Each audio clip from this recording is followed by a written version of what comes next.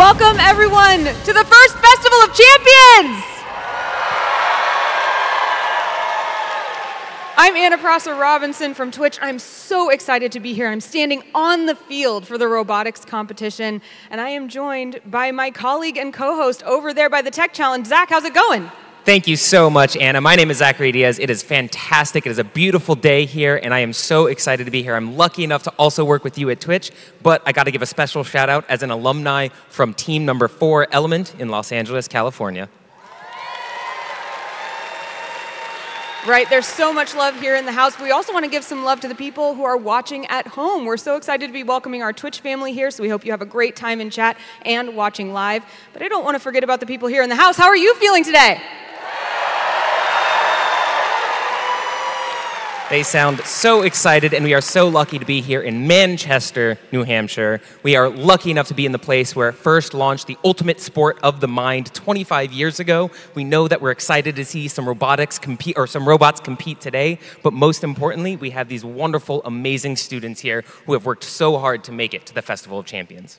That's right. This is the first Class of Champions 2017. They have some amazing stuff to show us, and they've already shown us so many amazing things. These are the people who won the highest honors at the championship events. And I was so excited to see, even in practice, how amazing their robots are, Zach. We know that there are going to be some amazing competitors out on the field. All of these robots have competed all season long, but we get to thank somebody for bringing this wonderful competition to us. I have the wonderful pleasure of introducing somebody who arguably needs no introduction, but he's going to get one anyways. You know him. He has a plethora of inventions under his belt, but in his own words, he loves to say that first is his best invention. It is my absolute pleasure to introduce Dean Kamen.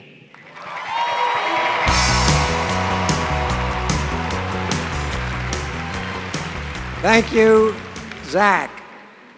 And to all the people that are here physically, thank you for being here and supporting all these teams. And for all the people that are watching, welcome to the First Class Festival of Champions for 2017. We've never been subtle about our mission at first. And we weren't subtle when we called this the First Class Festival of Champions. The word competition isn't in what we're presenting today. It's way, way more important than a competition. It's a festival. It's a celebration of all the work of the entire FIRST community, the mentors, the parents, the teachers, the sponsors, the universities, you name it. We are now a movement around this country and around the world. And I think it's worth reflecting on where we've been and where we've come to. A few minutes ago, you saw the governor of this state, Chris Sununu, welcome everybody here. 25 years ago, in a high school gym, a different Sununu. The former governor, John Sununu, Chris's dad, was here to welcome the 23 teams that participated in our first event. Now we've got something like 55,000 teams. We've got 200 universities. We gave out $50 million in scholarships because those universities are desperate to get the best of the best. You just saw General Harensack from the United States Air Force recruiting all the other national organizations whose job it is to protect this country are recruiting. FIRST is high on the radar of every organization that wants the best of the best for the next generation. As I've said for 25 years, look at our name: for inspiration and recognition of science and technology. I think the FIRST community meets that goal. The one thing that always surprises me at every FIRST event is that most of the people that get involved think it was primarily our mission to inspire kids, particularly women and minorities, and a whole group of people in this country and around the world that for various reasons never thought about science, technology, engineering, becoming an inventor and innovator. We started this program thinking it's the mission of the adults and the mentors and the political leaders to inspire these kids. And I think to some extent we've proven that it works and it changes their attitude. But I think what I never expected when we started was that the real inspiration goes, if not the other way, at least mutually. I think the reason we've kept so many people involved and engaged as we've grown year after year is because it's the students, in fact, that inspire everybody else. It's the students, through their demonstration that they get it, gracious professionalism, that it's a cooperation, that we're all going to build and learn and succeed together. It's the students that are inspiring everybody that ever comes in contact with FIRST. And since the students are why we do it, and since the students are the biggest group, that's a pretty good thing. So now, after 25 years, to have the first ever postseason event of a championship in St. Louis and a championship in Houston, to have this essentially first Super Bowl festival here back in New Hampshire is fantastic. And I wish everybody the best of luck. I hope you'll all be super examples of the fact that we all know most of the robots don't win, but all the students do. I'll ask you, as I always do, to do your homework. The rest of the country and the rest of the world has to get involved in FIRST. They can't be cheated out of what you've had the opportunity to do. The kids around this country need to be involved, and the country desperately needs a generation of world-class problem solvers and leaders. So your homework, as always, now that we have media attention, show them how fantastic FIRST is.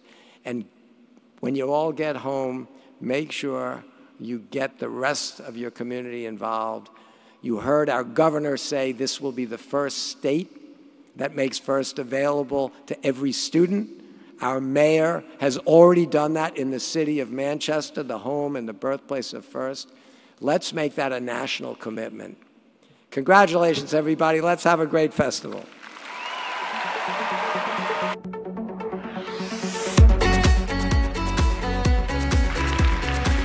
Thank you so much, Dean, for those wonderful and inspirational words. As somebody who competed in FIRST when I was in high school, it's always great to hear the challenge that he puts us to with his homework and his inspiring words to make sure that we go out and spread the message of FIRST. I love how he talks about, too, that idea of that we're here celebrating. We're competing, but we're competing because we're celebrating each other's accomplishments. It's that idea of cooperation. That must be really meaningful to you as an alum. It's one of the greatest things to be able to continue that spirit of cooperation, going throughout my life and doing everything that I do, carrying on those spirits of gracious professionalism, cooperation, and inspiring others to do this. And you know what? I think we're at the point where we need to start these matches. Let's do it. Let's go right over to David Price at the FIRST Tech Challenge desk. Good morning, Festival of Champions. Welcome. Here we are in the Southern New Hampshire University Arena in Manchester, beautiful Manchester, only about 1,000 yards away from the world headquarters of FIRST. And it's a pleasure standing right next to me, someone I've known for a few years. She's been in FTC for 8 years, started out in FTC, went to FLL, back to FTC, and the 2015 Dean's List Award winner, Sarah Fogwell. Good morning. Thank you so much for having me. I'm so excited to be here. I love being at FIRST Robotics competitions, and I actually had the pleasure of watching the St. Louis Alliance win in St. Louis, so I'm excited to see what Houston has in store for us. We've heard great stories out of Houston. So let's welcome right now our referees. All right, our referees, led by head ref Mark Edelman, and is assisted by Elise Dietrich and Jacob Huang.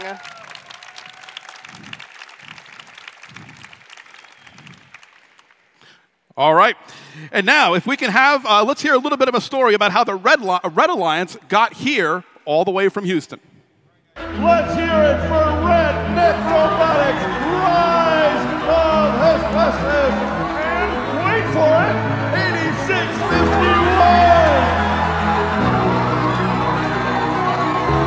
Honestly, I have so many different emotions, I can't pick one. Happy. Incredible. Excited. Amazing. Bittersweet. Excited. Amazing. Happy. Really, really great. Just a ton of emotions.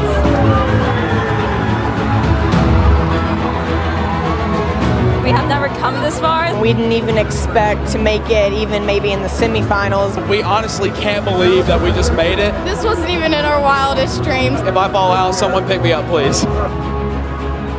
Everything's pretty great about first. I get to learn so many different things over the years. Even though I'm mostly a builder, sometimes I look at their programming and I learn so many different skills. Not only do we get to build great robots, but we get to make new friends. Meeting new teams and meeting different teams from different countries. I love my teammates. We're one big happy family. It's just an amazing experience here. There's nothing like it. We've spent over 300 hours in meeting hours working on this robot. A lot of hard work and dedication. It definitely was nerve-wracking. It was stressful. We're just able to kind of work through all those nerves and get the job done. I mean, winning is great, but knowing that we did well is definitely better. I think it was really intense working with the Rednecks and wait for it. It was just really awesome. They're such great teams. Basically, at the beginning of the season, we just wanted to score wiffle balls, and we decided that somebody else would cap for us, and it worked out that way. Mostly it's just about like teamwork.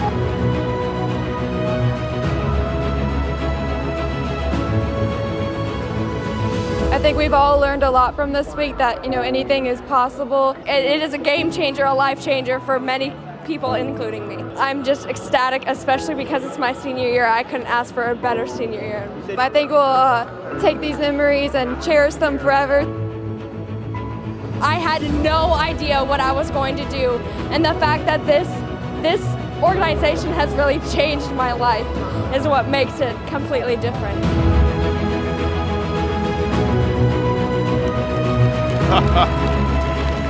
All right, Sarah. Let's welcome on the Red Alliance from the Houston Championship, team number 724. And having never scored under 200 points in Houston out of Sun River, Montana, Redneck Robotics. And the first of their alliance partners, let's welcome team number 4216. The winning alliance at West Supers from San Diego, California, Rise of Hephaestus. And finally, their other alliance partner, let's welcome the powerhouse 8651. Out of Pearl, Mississippi, it's Wait For It. Great job. Let's welcome our Red Alliance. And now, Sarah, let's see how the Blue Alliance got here from St. Louis.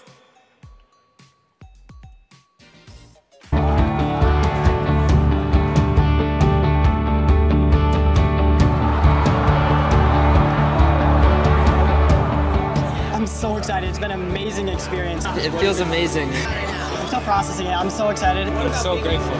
Once in a lifetime opportunity.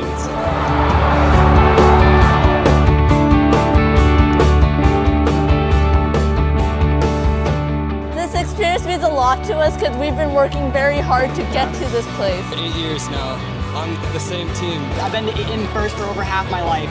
It's everything I've known. We have 2,300 hours this year, so it's hugely important. We spend all of our time on this. It's what we do. It's been meant everything to me. We have teams meeting from different cultures and all over the world. We've developed really good relationships with these teams. This is a competition, it's what it's labeled, but really that's not what it is. This is a collaboration between all the different teams here. We really like the friendly environment that First has everywhere, and how even when we're competing with other teams, we can still be friends with them and still get to know them. We've been working with the teams throughout this area. We've been working with teams from the other division. We were working with all the teams that were against us. I know each peer person on the other teams individually. And just getting to see everyone unite together in the name of robotics is great. We're all cheering each other on at the same time. It's so much fun and you learn a ton. Our coaches really help us throughout the year. Our coach Jack, he's been our coach for 8 years now. They help guide us and show us what to do if we're struggling with something. Thank you to our sponsors and thank you to everyone who made this possible. Without them, our robot would not be possible. It wouldn't be possible to have what we came here with.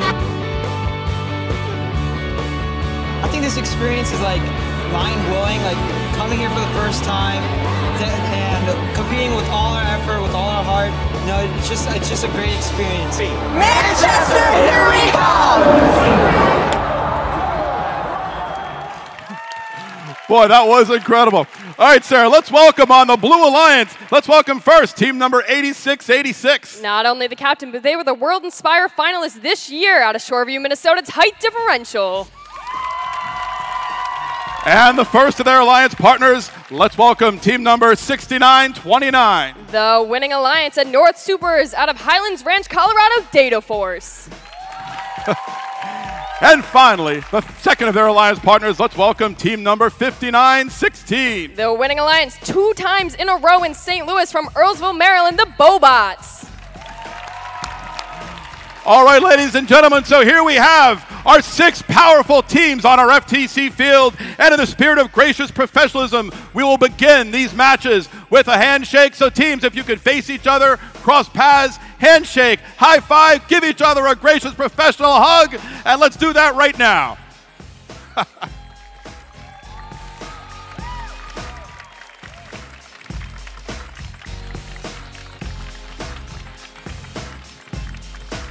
Sarah, I am getting ready for some powerful matches. This could go to 5 matches if we have some ties. All the teams doing their high fives right now as they step into their Blue Alliance box and their Red Alliance box. The robots were initialized before the match began. We'll give them another second. We have an FTA on the field making sure everything is perfect with the robots. And I'm going to wait for a thumbs up in just a minute. Red Alliance on the bleachers on the side. Let's hear from you guys. All right, Blue Alliance, let's hear how powerful you are. And we have a full house here at the SNHU Arena here in Manchester, New Hampshire. And you guys ready to have some fun, am I right?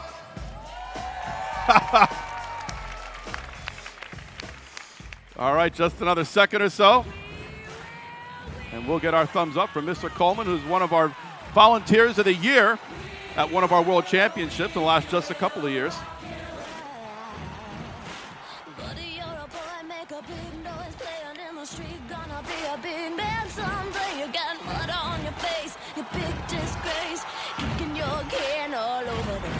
All right. It looks like we have a thumbs up all around.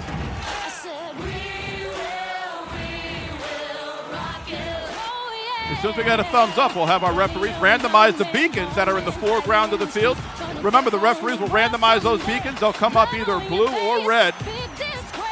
And the robots will drive towards those beacons to get some points in our initial autonomous mode. Thumbs up all around. All right, Red Alliance, I want to wish you the best of luck at our Festival of Champions. And I'm going to say it now. Red Alliance, ready. Blue Alliance, ready. 3, 2, 1, go. All right, right off the bat, Bobots, they're shooting 2 of their wiffle balls up, not getting into that center vortex, but they're going to line themselves up for those side beacons. Their line's doing the same, 86-86 making their way.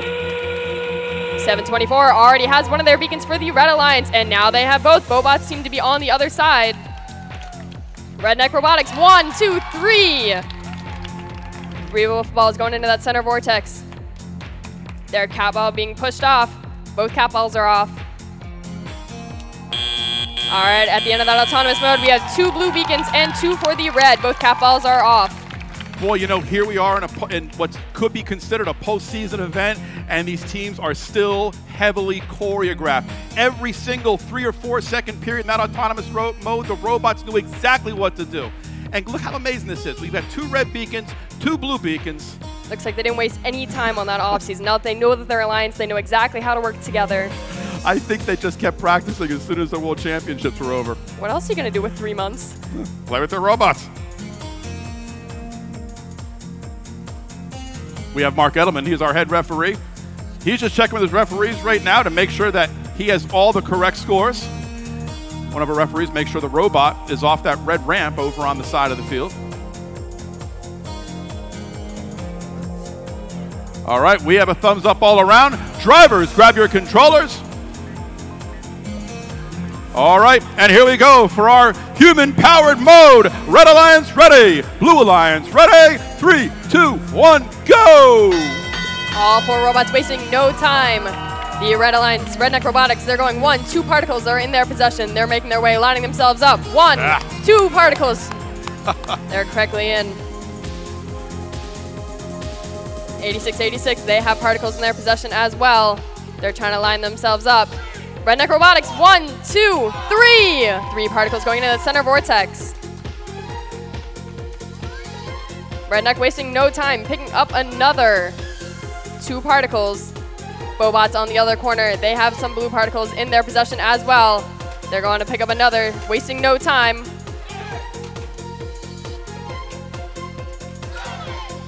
One particle going in for the blue, the red one just shooting out of that center vortex. Right now we have 3 beacons for the blue, 1 for the red. 86-51 seems to be making their way over, trying to get those all to be red for those last minute points. Boy, listen to how quiet these robots are. Those engines are smooth. 1, 2, 1, 2, going in for both alliances. Those particles going into the center vortex. Redneck making their way. They got some defense from the blue alliance. 1, 2 particles going in successfully. 59-16 in the front corner. They're going to line themselves up while Redneck successfully shoots another 3 particles into that center vortex. All right, 30 seconds. This is endgame. As you see, Red Alliance wasting no time, picking up their cat ball. They're going to line themselves up. The beacons, there are still 3 blue and 1 for the red. Bobots picking up their cat ball as well. Oh, the Red Alliance is successfully capped. We got another 12 seconds on the clock. Blue Alliance capping theirs. Now it is a battle for the beacons. Battle for the beacons for those last second points. We got 5 seconds on the clock. 3, 2, 1. Wow.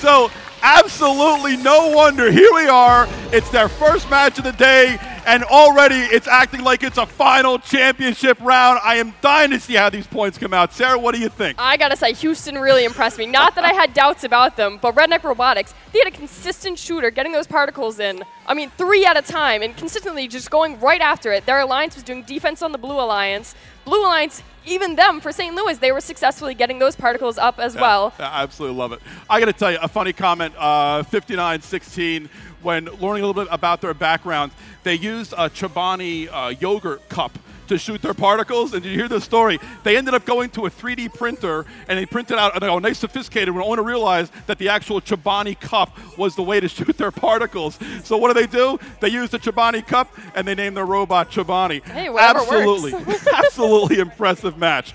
Well, listen, let's hear about some of our team stories that came out of Houston right now.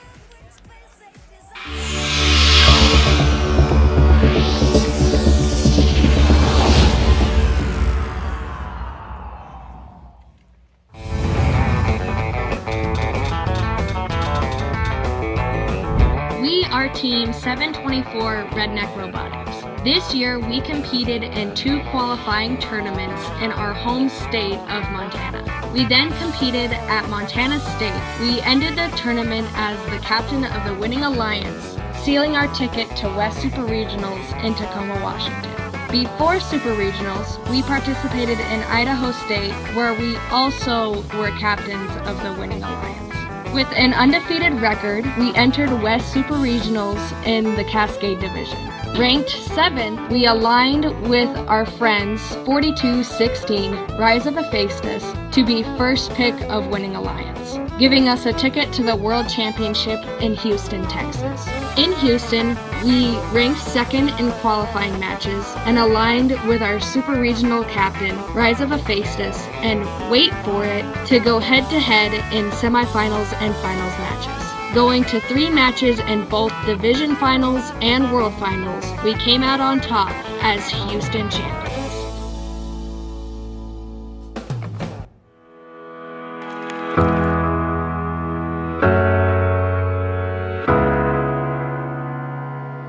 It's really great to be at a robotics competition because you meet a lot of people with the same interests as you. Meeting all the new teams that we met in LA and at Worlds that we haven't seen before, because it's really great to see and meet all these new people that share the same passion that you do about robotics in person. Finally, someone else understood how much we loved it.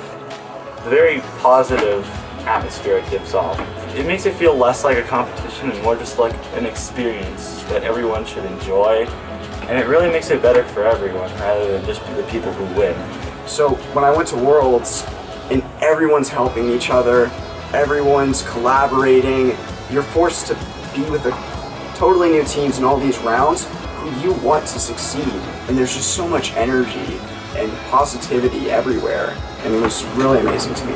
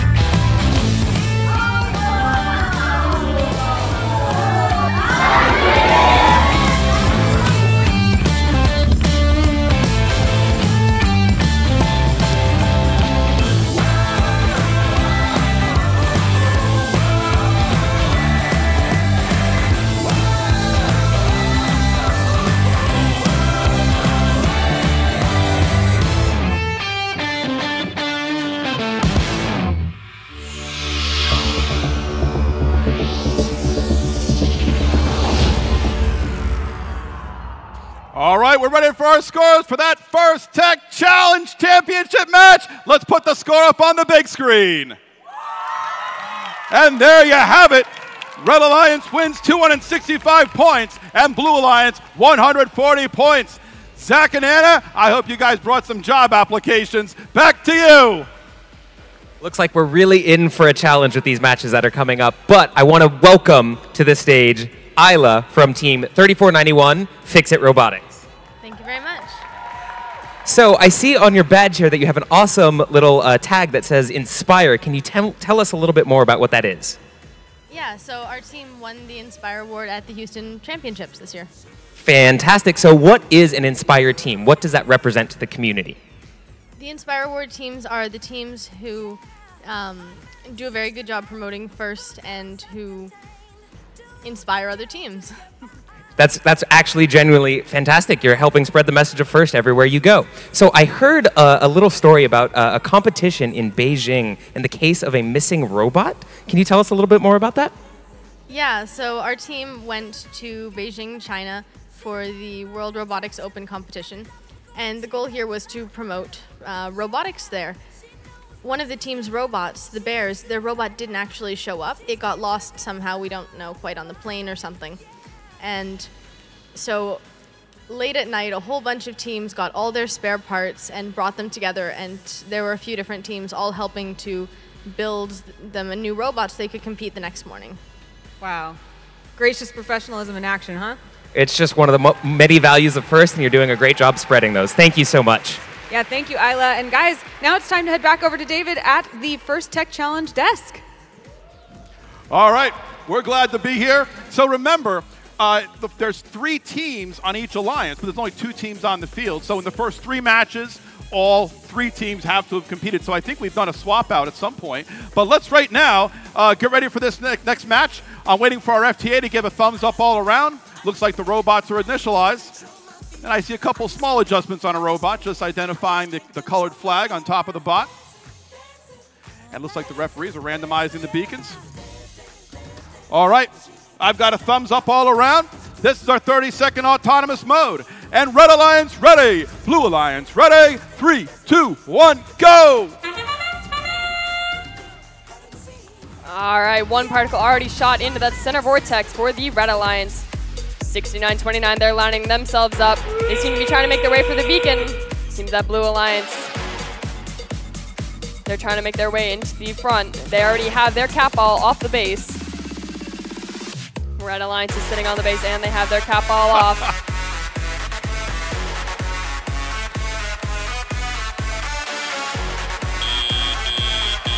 All right, that's the end of the autonomous mode. We have one red beacon and we have both cap balls off the base. Well, that was a slow-moving round, but again, we've got some beacons that have been color-coded by the robots. I just love this robot on the Blue Alliance. I think it's is it 86? 86-86? 86-86. They're using a blue paint roller to shoot their particles. Heavy mat, by the way, so they can get a good trajectory out of that particle. And in the last round, they shot pretty well up into that high goal.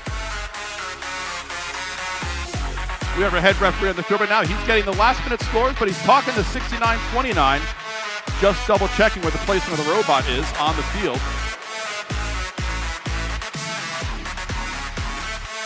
And now the FTA heads up onto the field just to do a small adjustment. The pole that supports the high goal just got a little bit dislodged, and they put it back in place. It's always the students that catch that type of stuff. Their eyes are so much sharper than the volunteers with years of experience. Thumbs up all around. All right, 30-second autonomous mode. Red Alliance ready. Blue Alliance ready. 3, 2, 1, go. All right, there's no waiting for this match to start. Everyone's already off to the races. Blue Alliance 1, 2 particles in that center vortex, wasting no time. 86-51, lining themselves up, just overshooting their alliance, catching it up.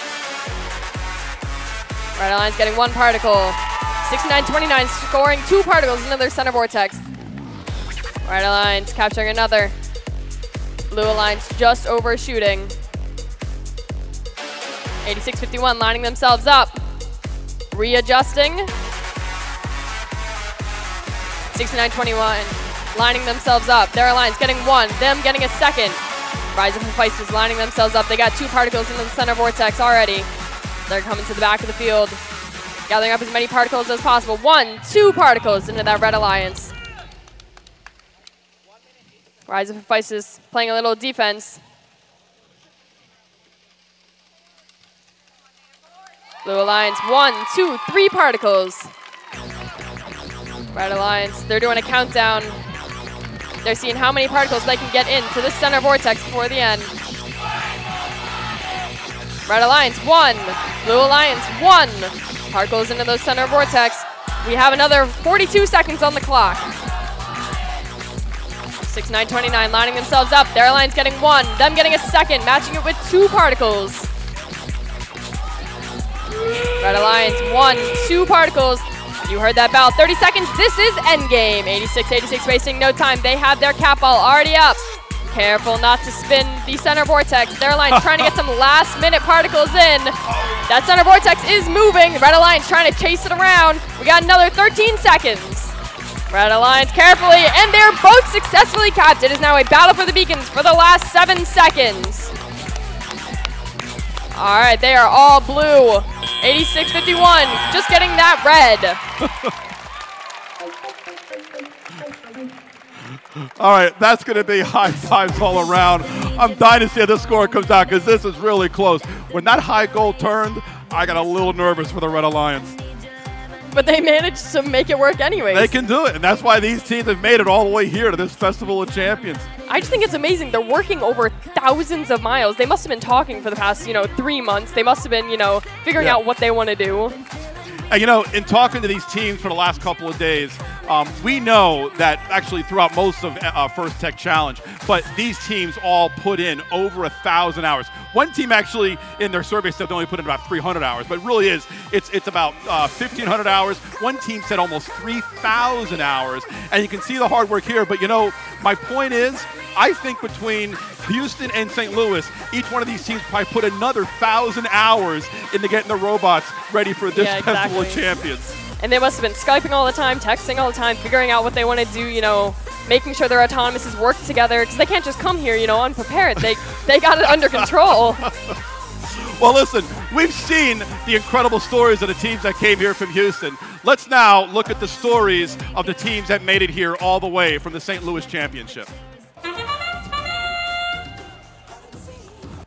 All right, one.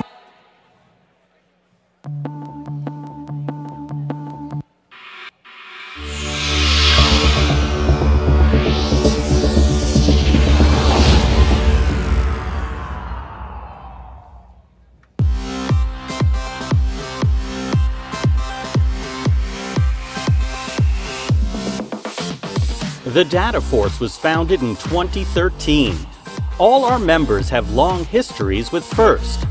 We are proud that over the years we have learned core values that have helped us grow individually and as a team. We collaborate and cooperate in everything we do. We share ideas and solutions to complete challenges. We work together to build our robot and to display gracious professionalism at competition. Our goal this year was to be a team that embodies the values of FIRST. Our theme this year was Forced Awakening. We at Data Force awakened the inner STEM in everyone we met. We did it with our time and knowledge. We are Data Force and are proud to be at the Festival of Champions 2017.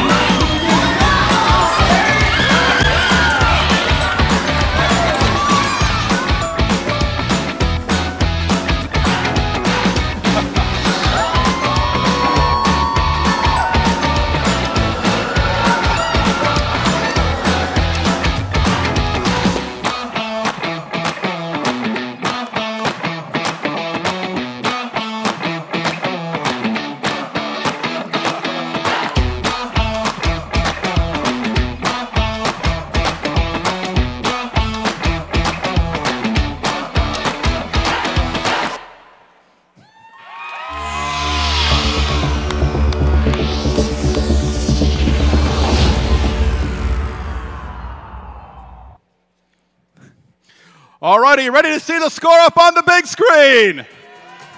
All right, and here it comes. Remember, Red Alliance won the first match.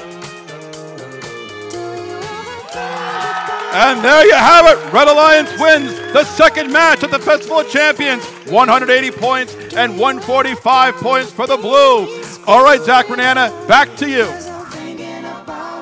Thank you so much, David. What an incredible first two matches we got to see from the First Tech Challenge field. I know that everybody at home watching on Twitch is probably enjoying this. Everybody in the stands, are you guys having a good time so far? Remember, if you're watching at home, you can subscribe to the Twitch channel and you can cheer for your favorite alliances. You can use the Go Red Alliance, Go Blue Alliance. You can use Twitch and show your support for these teams that have done such an incredible job here at the Festival of Champions.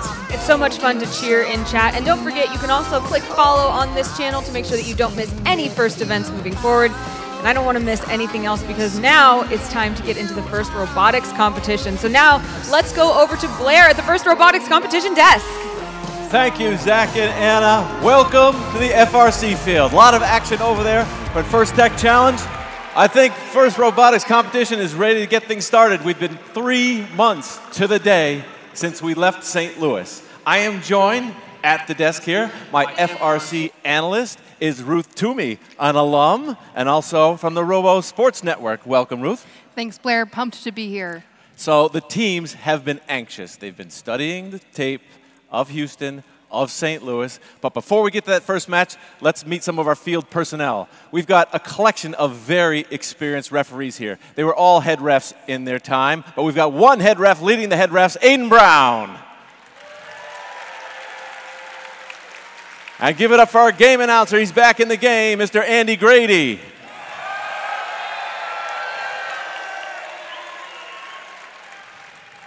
We had 2 championships.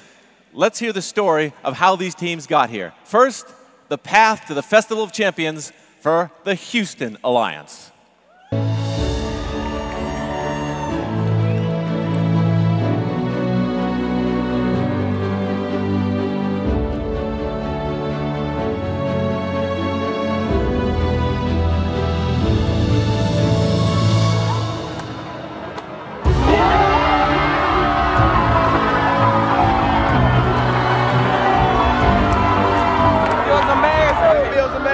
Nothing like I've ever experienced before. Never felt anything like it before. I don't realize this is happening. 15 years of this, and this is the farthest we've ever gone. I can't like explain how much this means to me.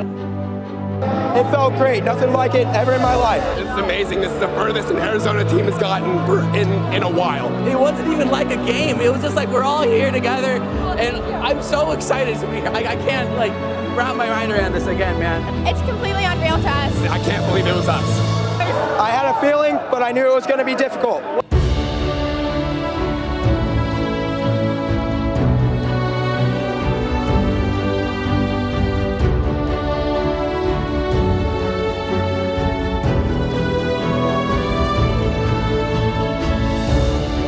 It was our alliance playing it smart, a lot of hard work, and deciding when to substitute in. So much time and effort. Our third versus fourth robot, which is us. Practice. Playing defense when needed, a lot of hours, and running more gears when needed. You know, dedication. It's that simple.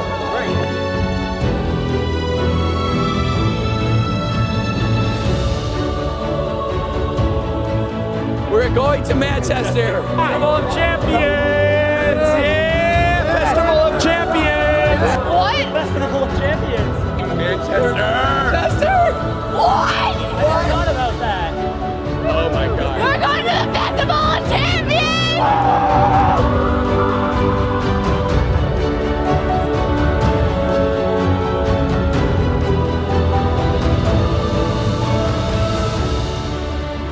We're back with the Houston teams.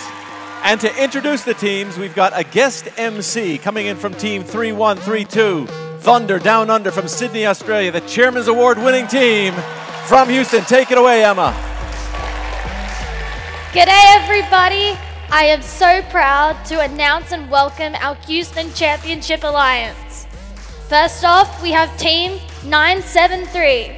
From Atascadero, California, with a record of 38 wins, 12 losses, 1 tie, it's the Greybots! Next up, we have Team 1011. From Tucson, Arizona, with a record of 40 wins, 15 losses, it's Crush! Joining them, we have Team 4188. From Columbus, Georgia, with a record of 65 wins, 27 losses, 3 ties, Columbus Space Program. And finally, Team 5499. From Berkeley, California, with a record of 33 wins, 15 losses, the Bay Orangutans. All right, we've seen the path to the Festival of Champions for the Houston Alliance. Let's check it out for the St. Louis Alliance.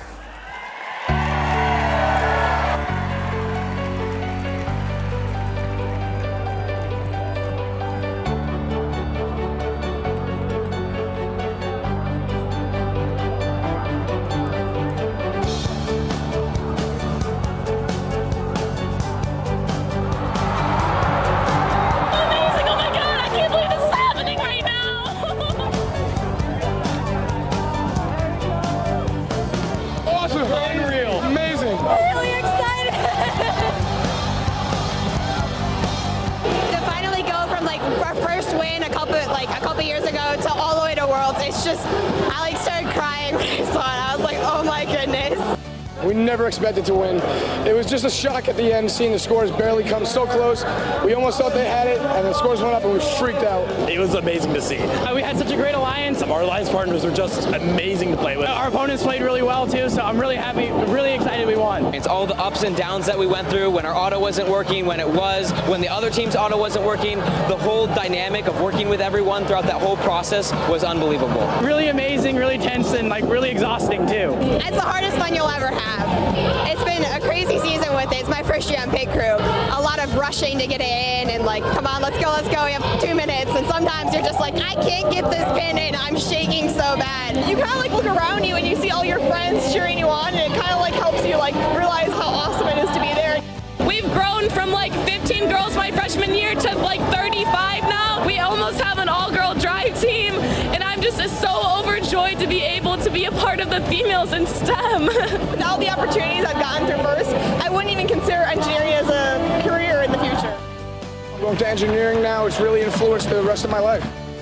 technical, non-technical, business side, leadership, just pick something. I have the experience to do it. Being in first is honestly one of the best things I've ever decided to do. It helps people, it's amazing, it's hands-on experience. There's nothing wrong with it, it's perfect.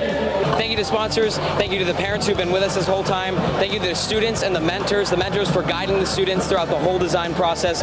Their generosity and their willingness to support the team is just astounding.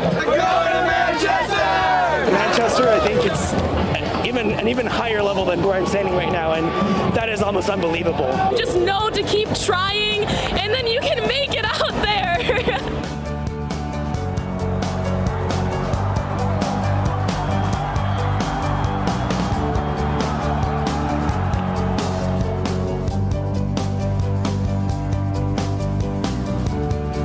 All right, our St. Louis champions. To introduce them, we've got a guest MC, Henry from Team 2614, the Mars team from West Virginia, who won the Chairman's Award in St. Louis. Good morning. Good morning, everyone. I'm pleased to introduce our St. Louis Championship Alliance. Starting off, we have Team 2767. From Kalamazoo, Michigan, with a record of 59 wins and 27 losses, the Strike Force. Next up, we have Team 254. From San Jose, California, with a record of 48 wins and 6 losses, the Cheesy Poofs. Team 862. From Canton, Michigan, with a record of 42 wins, 24 losses, 3 ties, Lightning Robotics. And rounding it all off, we have Team 1676. From Montvale, New Jersey, with a record of 39 wins, 33 losses, 2 ties, the Pascack Pioneers.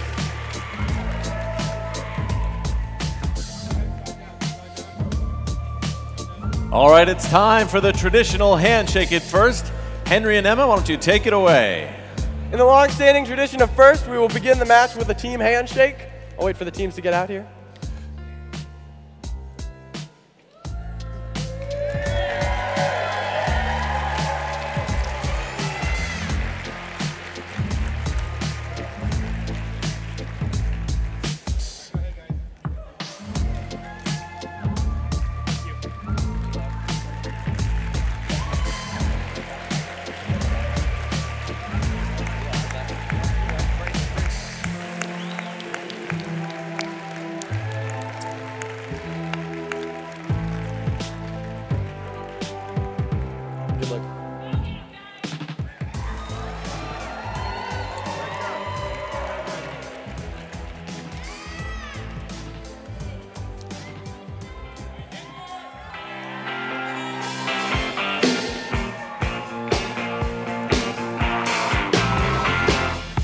All right, Ruth, we started with nearly 3,400 teams. We are down to 8.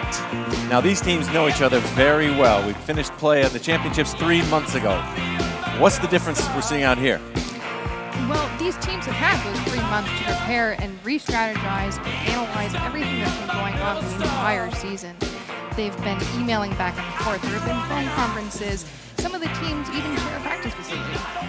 No, that's 254? And 973. They're like sister teams. You could say that.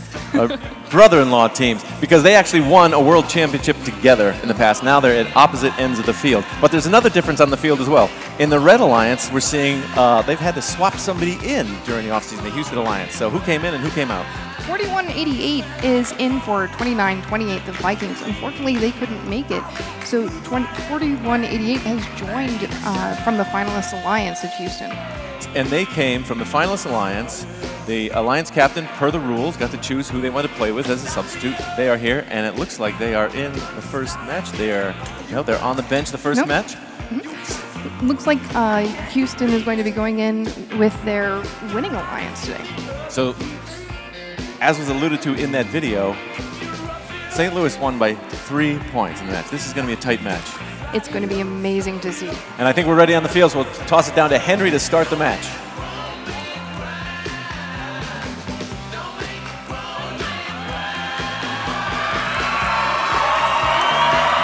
And we're off and running here, match number 1 of the Festival of Champions. We're going for 1. Look at all the balls go! We got a second delivery, double gear auto! Rotor spinning all over the place, drivers take control! Oh boy, surprises right off the bat here in the first match. We have the Red Alliance, a very strong gear alliance, trying to load up the airship. The Blue Alliance is a very versatile alliance. They have a lot of ball capability. As you can see, the fuel is covering the field. That way the Cheesy Poos can load up that massive hopper that they have, and that's their goal, is to try to get that thing loaded up. And the same thing can be said for Strike Force, who likes to load up too. However, do not underestimate this Red Alliance and the Gray Bots, as well as Team 10-11 Crush just dropping them down. Team 5499, the Orangutans, making a delivery. Look at the delivery on both sides. The Poofs unloading. 973, the Gray Bots unloading. Whole lot of points going up on the board. Almost to a minute left. The Poofs cleaning up. Hoover vacuum maneuver. More gears being delivered to the airship. We have 2 rotors spinning for red, 2 rotors spinning for blue. At some point, you got to wonder, is there going to be some defensive maneuvering that's going to take place here? Poof's a little bit starved on balls right now. To be expected with so much firepower in this field. Gray Bots have a full hopper heading on back towards the boiler. You hear the whistle sound, the ropes are going to come down off the airship. And here we go for one more gear to get a third rotor up and going. There's the third rotor for the Red Alliance. Here come the shots from the Gray Bots. Here come the shots from the Poofs. 10 seconds left. Up go the robots up the rope. 2 up for blue. 1 up for red. A dash at the last second for Pascack. Not quite able to make it. My goodness, what a match! We'll have the official results for you in just a moment.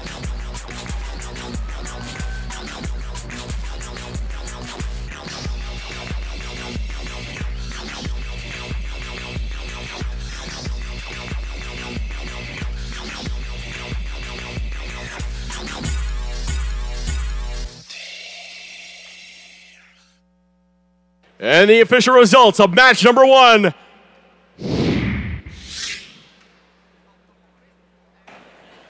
It's the Red Alliance by a score of 508 to 342. Houston has come to play. Wow, just wow. They were the underdogs coming into this. Everybody was looking at 254 and 2767 and 1676, blowing them out of the water. They come out with 2 gears in auto for 10-11. Now, you said they were underdogs, and you're not just making that up. Yesterday during practice, they were going around saying, we know we're the underdogs. We know, like everybody thinks St. Louis is here to play. But that was the difference right there. 2 gears in auto and the hangs. Absolutely. And, you know, there's just such a small margin of error where they're coming out in autonomous. If 10-11 missed a little bit to the left or the right, that would have been no good, and it would have messed up 973 with their shooting. So the surprise here is 973 is the only shooter on the Red Alliance. Absolutely. But, you know, 973 is one of the top-tier shooters in the world. And they face a similar matchup in Houston. They were going up against Citrus Circuits and the Robonauts, who were also 2 top-tier shooters. So their alliance partners, you saw a lot of defense being played over here in the corner, actually flanking them, trying to give them space and give them space to clear the zone, get back and shoot. 5499, the little machine from the Bay Area, 58 pounds. That's 58 pounds of thunder right there, ladies and gentlemen. Absolutely. 5499 Bay Orangutans. If you're that small, you can go that fast, you can fit through any space, you can't be stopped. All right, we are going to reset the FRC field, and meanwhile, we're going to send it back, the First Tech Challenge. Back to David. All right, thank you guys. That was some incredibly hard work over on the FRC field. Let's welcome right now back to our first Tech Challenge field. Remember, we've just had 2 matches. We're going 3 out of 5 here on the FTC field, and the Red Alliance has won both. We want to see the Blue Alliance win so we can move forward, and we've got some incredible powerhouses because on the Red Alliance, our team from Montana, they've never scored less than 200 points. They've been kind of pushed out a little bit because of the heavy defense on the Blue. So let's get ready for this next match. All right, we're going to start 30-second autonomous mode right now. Check. Red Alliance ready. Blue Alliance ready. Time's on the board. 3, 2, 1, go. All right, Bobots making their way. They made 1 particle up into their center vortex. 724 lining themselves up for the beacon. They have a red beacon in their possession. 4216 lining themselves up. 6929 lining themselves up. They successfully get 2. 724 successfully gets 2 particles into their center vortex. Their cap ball, they're trying to push it off. Red Alliance just missing. All right, Red Alliance ends on that base. Blue Alliance ends on the base. We have 2 beacons for the Red Alliance, 2 for the Blue Alliance. Boy, this is going to be close. Now what we see on the floor is the drivers just checking the robots. They're changing from autonomous mode into teleop mode. You'll see some of the drivers grab the controllers, just do a little wiggle test to make sure that they've connected to the robot. And our head referee working with one of the other referees, making sure the scores are good for that 30-second autonomous mode. Oh, we're doing a paper test, just making sure that team number 5916 has the robot not on the base of that high goal. So if they were on the base, that would be extra points for their alliance. It would be.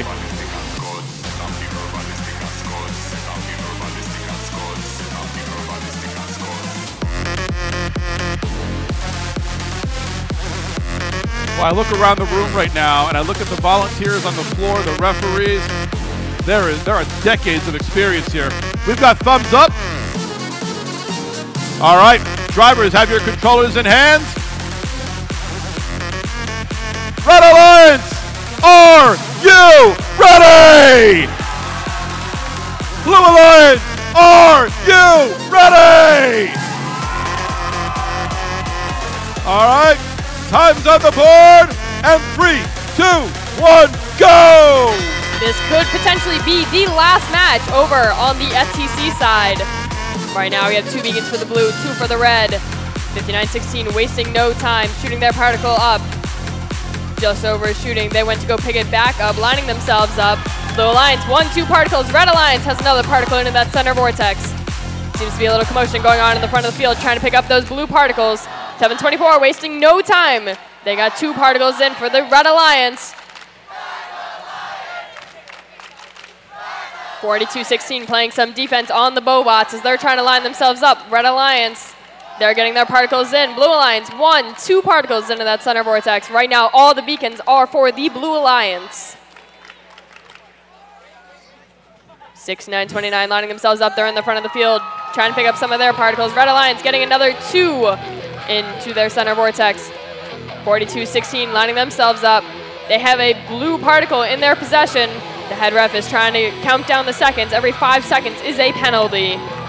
Blue Alliance shooting another 2 particles into the center vortex. 5916 lining themselves up.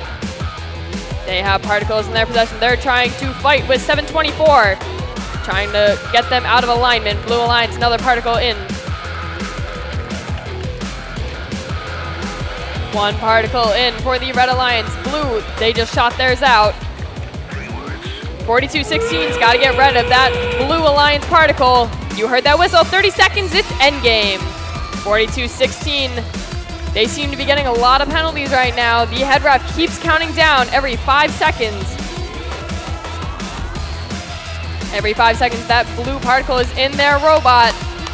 That is a minor penalty. 5916, both alliances have capped on that center vortex. Right now, it's a battle for the beacons. 5, 4, 3, 2, 1.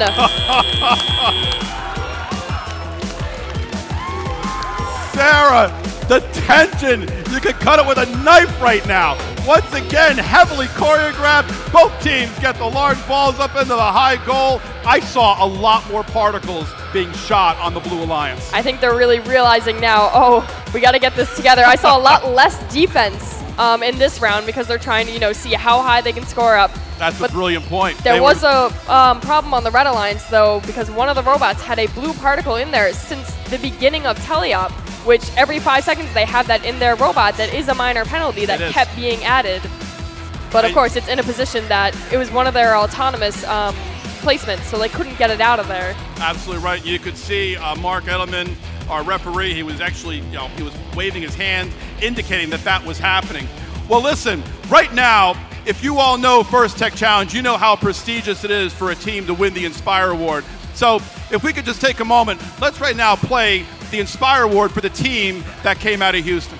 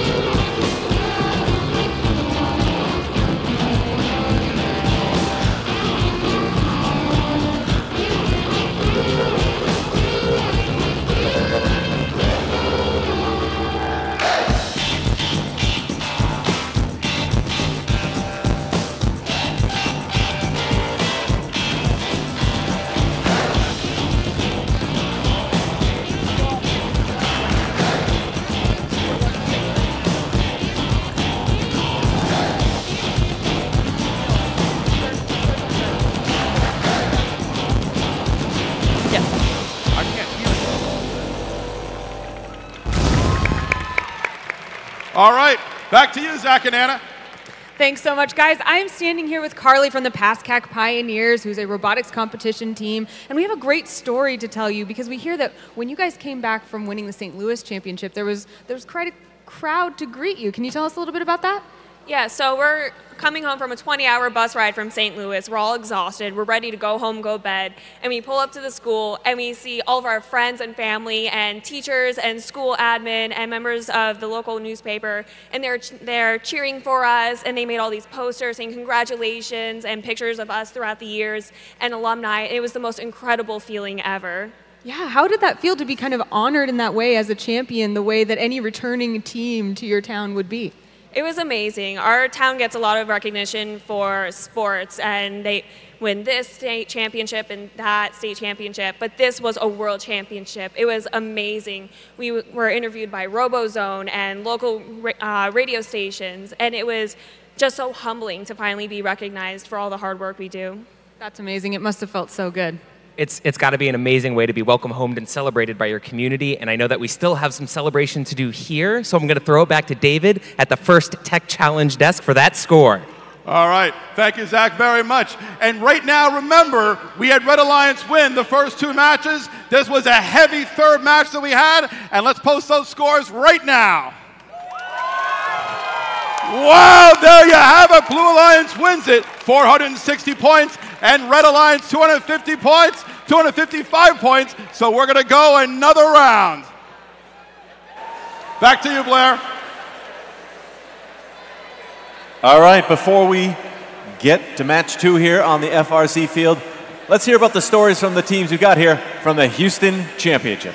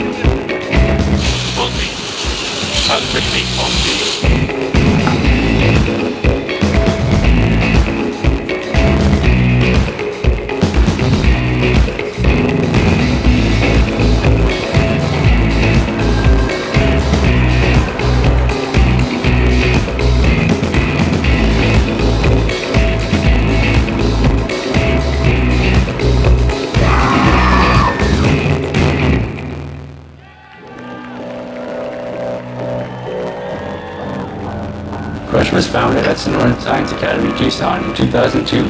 We are proud to be able to call Sonoran Science Academy and Tucson our home.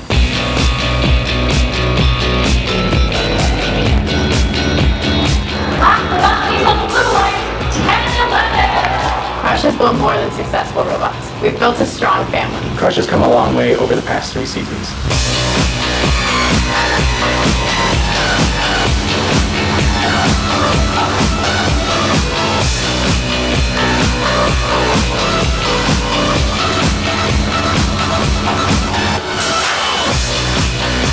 This was my first year and I've never actually been to championships, so it was really cool to be in the pit.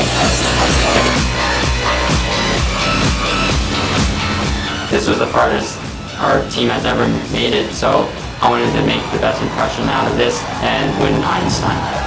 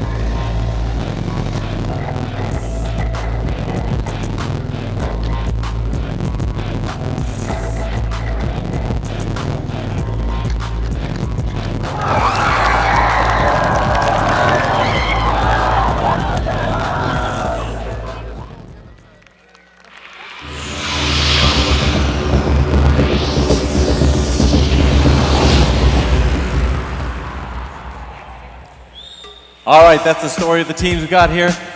Now, we talked about offense after match 1. Ruth, let's talk a little bit about defense. What did you see? You know what they say, defense does win championships. You saw a little bit of a peg defense by 54.99 against the St. Louis Alliance. That's basically 54.99 sitting in front of the peg, blocking that off, forcing the team to use only 2 pegs to score those gears, which can really set you back, and because every cycle counts when you're trying to score those gears. And not only were they busy playing defense, but 10-11 was playing some defense as well. 10-11 really being versatile there. They managed to keep 1679 Pascack, or 1676, sorry, Pascack Pioneers in the blue loading zone for about 15 seconds or so, which did eat up a cycle. And I think it prevented them from getting a hang as well. Absolutely, but you know, 10-11 did prevent themselves from getting a hang as well. They missed it by about an inch there, but 1676 was there, and they just grabbed the rope as the time stopped. All right, it looks like the same lineup on the field for our Red Alliance. And it looks like the same for blue. All right, the gates are being closed. The crowd is getting ramped up. Head refs are all getting into place. I'm going to toss it down to Emma, our guest MC, to start the match. Take it away, Emma. Okay, guys, are we ready for game 2? Okay, pilots ready for flight, drivers behind your lines. And in 3, 2, 1, go. All right, here we go, match number 2. Red Alliance leads 1-0. Our Houston champions trying to make it happen here. Balls flying everywhere, looking for double rotor. Here it comes, can they make it in time? 2 rotors both sides, good job. And drivers take control. That is a big time negation because the Blue Alliance so good at that maneuver and the Red Alliance pulling that out just for this event. Not an easy thing to try to do that with such notice there. 1676, it looks like the Pascack Pioneers might be having an issue over in the corner. Meanwhile, sliding down the field, a very, very, very strong Strike Force robot. Look how that robot maneuvers from one side of the field to the other. They pull these spin moves on the way, which help them get by and deliver gears. Right now, we got 3 rotors for blue, 2 for red. And here comes the shot from the Greybots. Up and in the boiler, all that fuel is going. The Pascack Pioneers are up and moving again. Look at them go. We're running down close to a minute. A lot of defense being played here now on the poops by Crush. Lightning Robotics now trying to make a Crush sandwich with the poops. Big, big logjam over in the blue line scoring zone. The Poos now unloading in that goal. However, a little bit of defense. Poos now again, lined up, unload. Crush trying to hold them at bay with 35 seconds left. 3 rotors on each side. And there go the Greybots now, trying to even up the fuel count. Another gear being delivered. We're getting close. 20 seconds left. Ropes have been released off of the airship. Up goes the orangutans. Up goes Crush. Can they make contact? They do. Blue line still yet to make a run for the ropes. Greybots, a little bit stuck. The Poos are up. 3, 2, 1.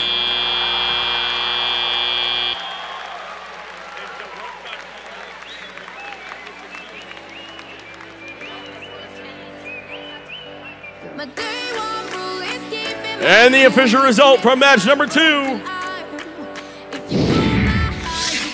The winner is Red by a score of 492 to 428. Red Alliance up 2-0.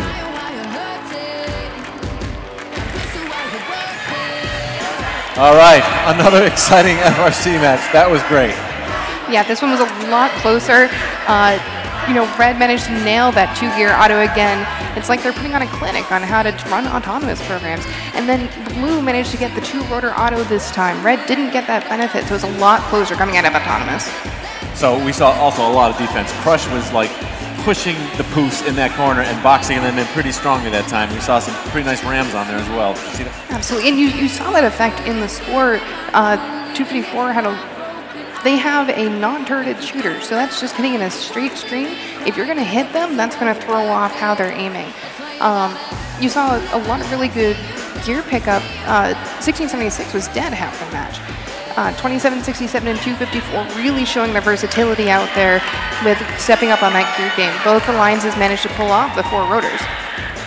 All right, we've got robots hanging. We've got to get them back down on the field so we can reset for match number 3 here.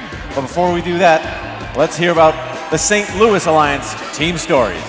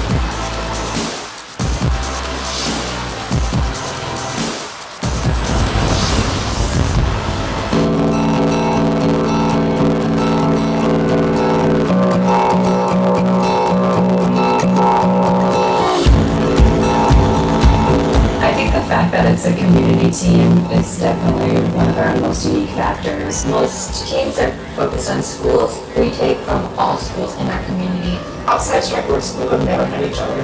The team really combines people from different areas together. It's just awesome to see all the people in our community that love building robots like we do. I think the most challenging part of the season was the prototyping phase. Oh, this is totally going to work, but then it turned out absolutely not working. It let us really experiment around with different designs and just continuously making different things. It's not just building the robot all the time, it's also make sure you have to take time to connect with the people around you.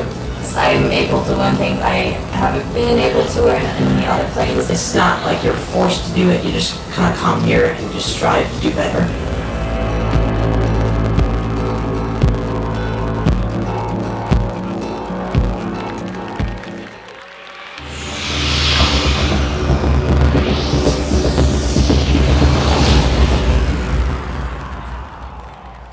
What an incredible story that we got to see from all of those teams all across the nation. And I am lucky enough to be joined by Layla from Team 973, the Greybots, another wonderful student here on the first robotics competition. Thank you for having me. Not a problem. We are excited to have you here. We just saw your alliance compete against, what was an incredible high-scoring match. But there's an interesting story going on there where you have a pretty close relationship with the team on the other side, right? Oh yeah, 254, we won a championship with them in 2011.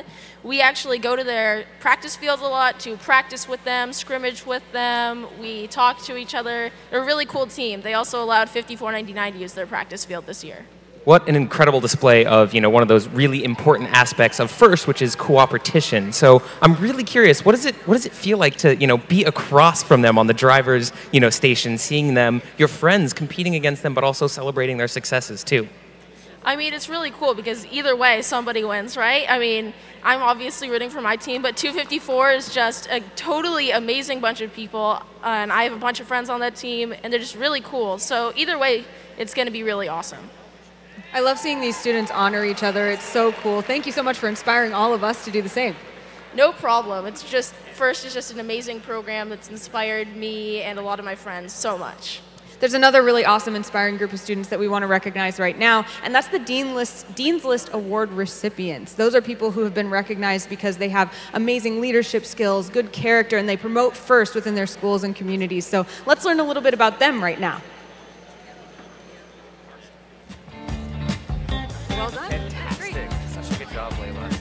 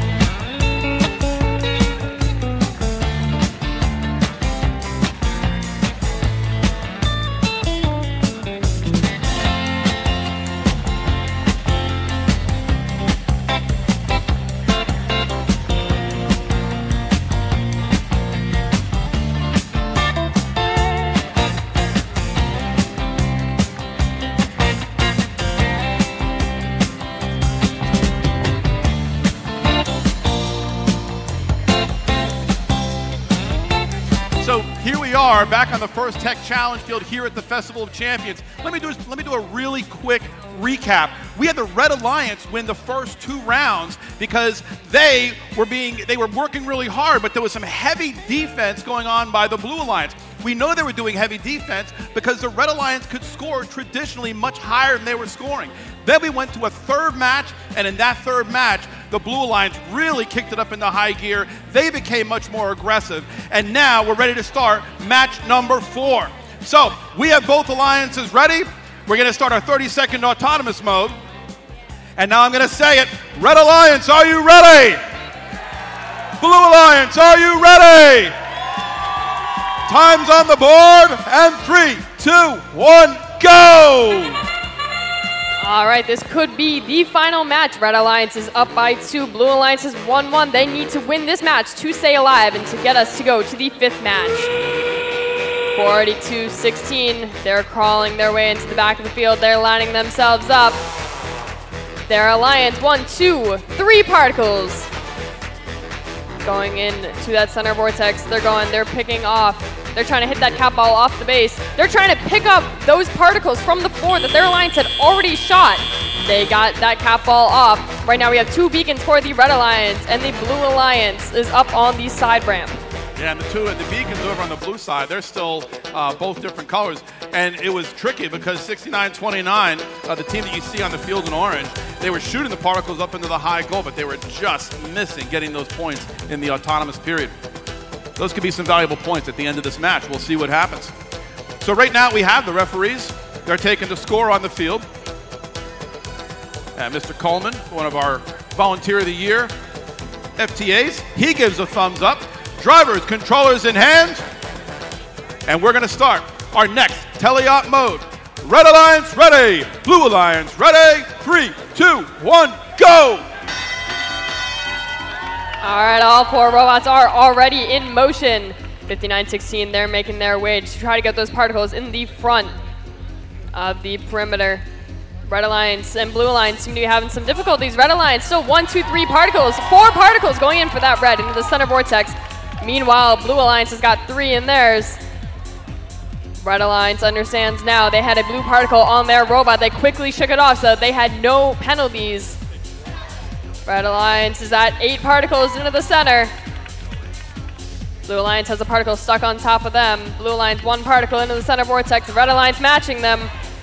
They seem to have a particle stuck in their center vortex. Looks like they're down to 4 particles that they can use on the floor now.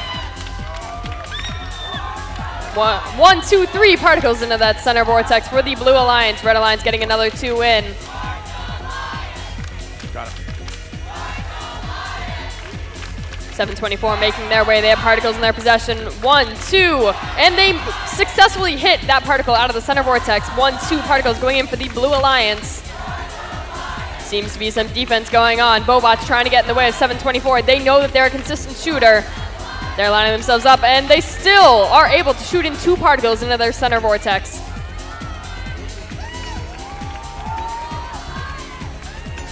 Redneck Robotics lining themselves up. Blue Alliance, another 2 particles going in, and everyone knows what that whistle means. 30 seconds, this is endgame. Alliances are going to pick up their cap ball. Bobots lining themselves up. They already have it in their possession. They're backing themselves up quickly. Their Alliance getting 2 more particles in to that center vortex before they do. Slowly but surely. Red Alliance also getting more particles into their center vortex for cap. Blue Alliance is successfully capped, and the Red Alliance seems to be a little stuck. Backing themselves out, getting a 3, 2, 1. All right, we end with 2 cap balls, 2 beacons for the Red Alliance and 2 for the Blue. This is going to be a great score. This is just too tense. Think about what it means for these teams when all throughout the season they go to an event, they've got all their build-up matches. These teams came in right out of the gate working hard. And I think about this. In Houston and in St. Louis, at those, even the championship rounds, the teams were not scoring the cap ball. And here, in every match so far, they're scoring the cap ball because they're so well choreographed. That was an incredible match. Zachary and Anna, back to you guys.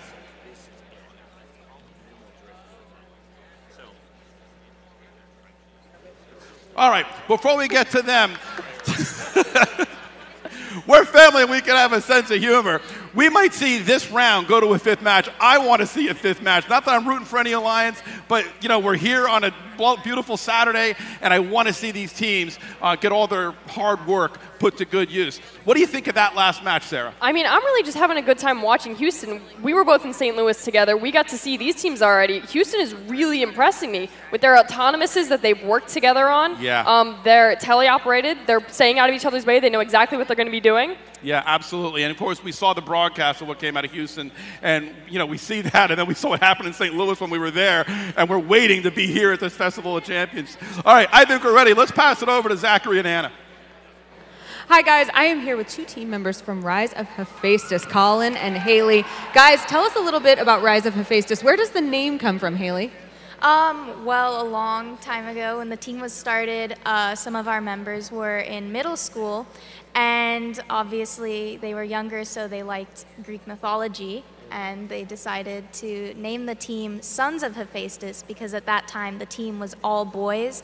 Flash forward a couple years later, we get a sponsor called Rise, Robotics Inspiring Science and Engineering, and a girl joins the team, so they changed the name from Sons to Rise of Hephaestus to honor our sponsor. Sponsors are so important for teams to be able to be successful. I know you guys have some big ones. Is there any sponsors you want to give a shout out to, Colin? Yeah, well, one of our biggest supporters is Qualcomm, and Qualcomm has also done a lot with FIRST. So I want to especially thank Qualcomm for what help they've given us. And they're also from San Diego, so it's been nice working with them. So it sounds like you guys have some big supporters here in the crowd. Zach, I know you're familiar with that feeling of teamwork. It's so great to hear, you know, all the cheering going on from the audience here in the arena. So thank you all for supporting these teams, cheering everyone on in the competition.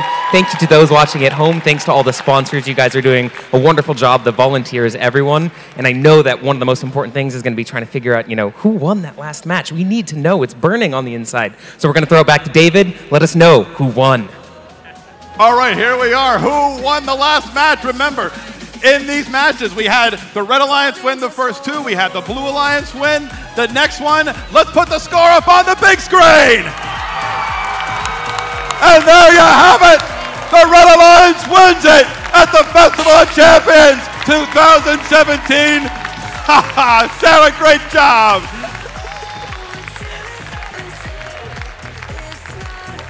There you have it. We're going to have a nice party over here, and we'll pass it. We'll pass everything back over to Blair.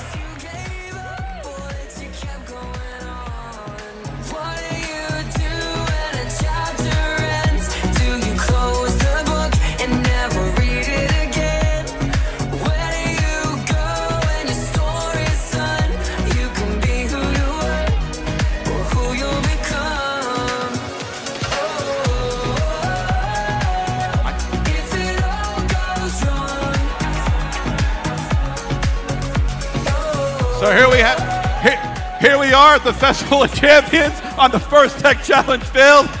I can see some people in front of me with some big lumps in their throats. They thought it was enough to win in Houston, and here they are in Manchester, New Hampshire.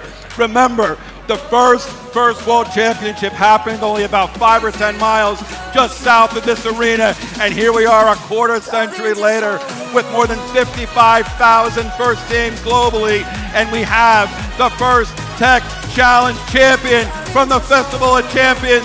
These teams did an absolutely incredible job. Let's give them a big round of applause.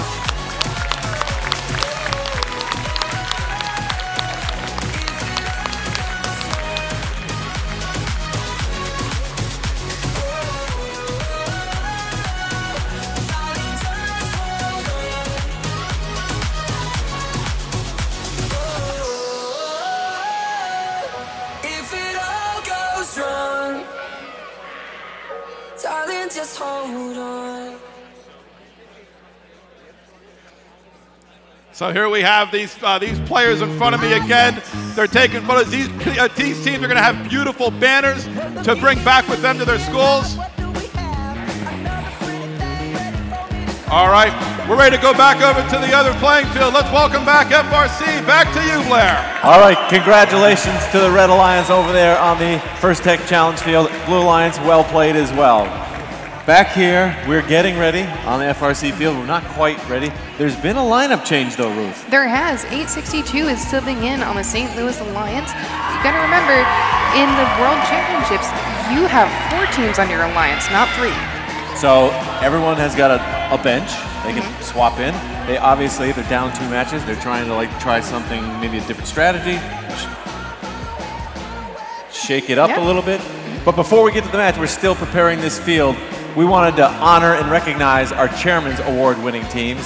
So we're going to play their videos, and there are 2 parts. There's a part that each one of our Chairman's Award teams submitted, and then we will also play their Chairman's Award submission video.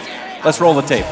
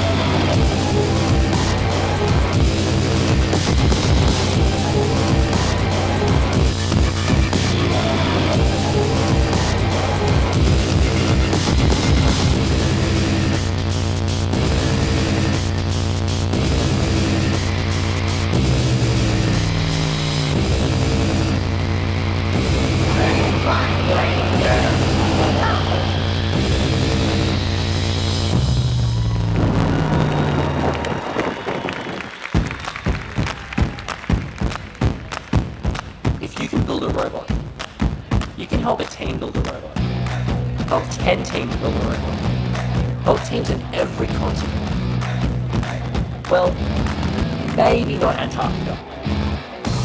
If you support girls in STEM, connect girls around the world, break that glass ceiling, shatter it. If you can use your phone, create a Google Hangout. Use that Hangout to assist teams from around the world. Get other teams on board. Do it 24/7. If you can program a Lego robot, you can run a robot. Run a small business. Make enough money to run a team. Franchise it. If you can mentor a kid, mentor a school in your neighborhood, mentor a school in a foreign country, create a space to mentor. There's one to do in your area. Start an off-season event. Grow it. Start a regional. Heck, start two. If you can inspire your team, inspire a community. What? Too easy? Inspire 200 towns. Inspire others to pick up the cause. Start a team for homeless teens in the inner city. Be a role model. Yeah, you go, Steve.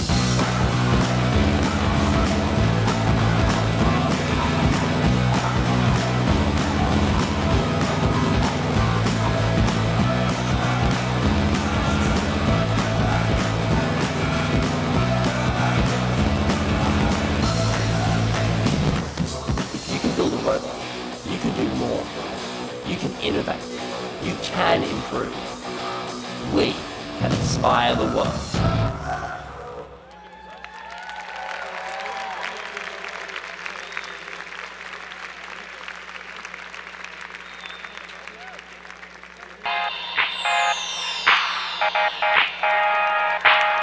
We are Mars. I would say that my most memorable moments are meeting all sorts of people through Mars and through robotics. The rest of that competition, I was bouncing from pit to pit, helping first and second year teams with anything they needed. Seeing Gracious professionalism really come to a new high. We were against a very powerful alliance. One of them broke. We in our alliance agreed to call a timeout. This is what competition is all about, making sure everyone's playing together and playing at their best.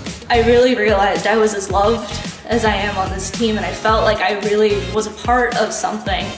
When we won the World Chairman's Award at St. Louis, the amount of emotion that occurred at that moment, everyone was having happy tears. I looked over at my teammate, and she looked at me, and we both just started crying right there in the stands.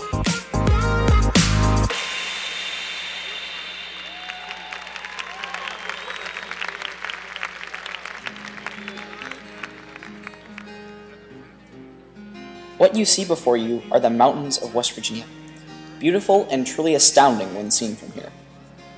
But what would you see if you looked closer? This is Morgantown, in north central West Virginia, the home of Mountaineer Area Robotics. Each year on the WVU campus, Mars designs and constructs a robot named Marvin. But building a robot is only a single step towards our goal, to foster change in our home, West Virginia. This mission, to inspire students in rural areas to pursue their creative and intellectual passions through programs like FIRST Robotics, seemed impossible just 10 years ago, but now we have a solution. We call this solution the Mars Plan. The first step in this plan is engaging communities around us through visibility. Using this engagement as a springboard, we inspire the creation of robotics programs utilizing experience and financial support gained by Mars over the past decade.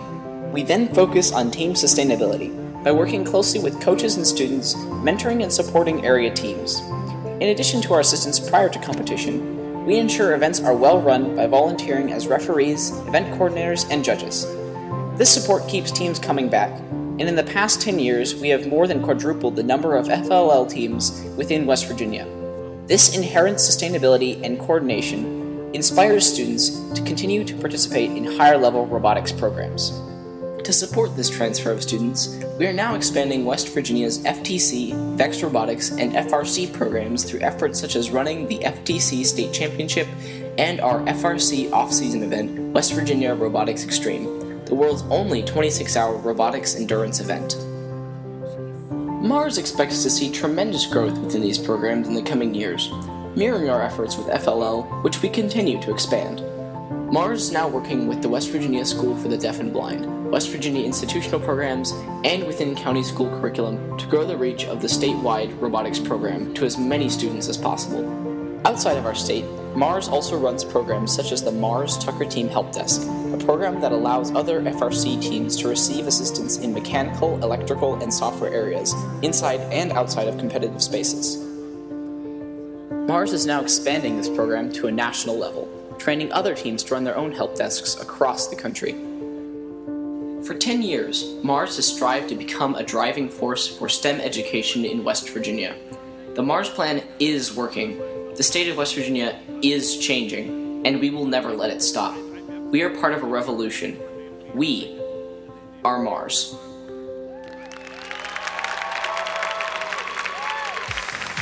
Welcome back, friends. We're standing here with the Red Alliance, today's winners of the First Tech Challenge.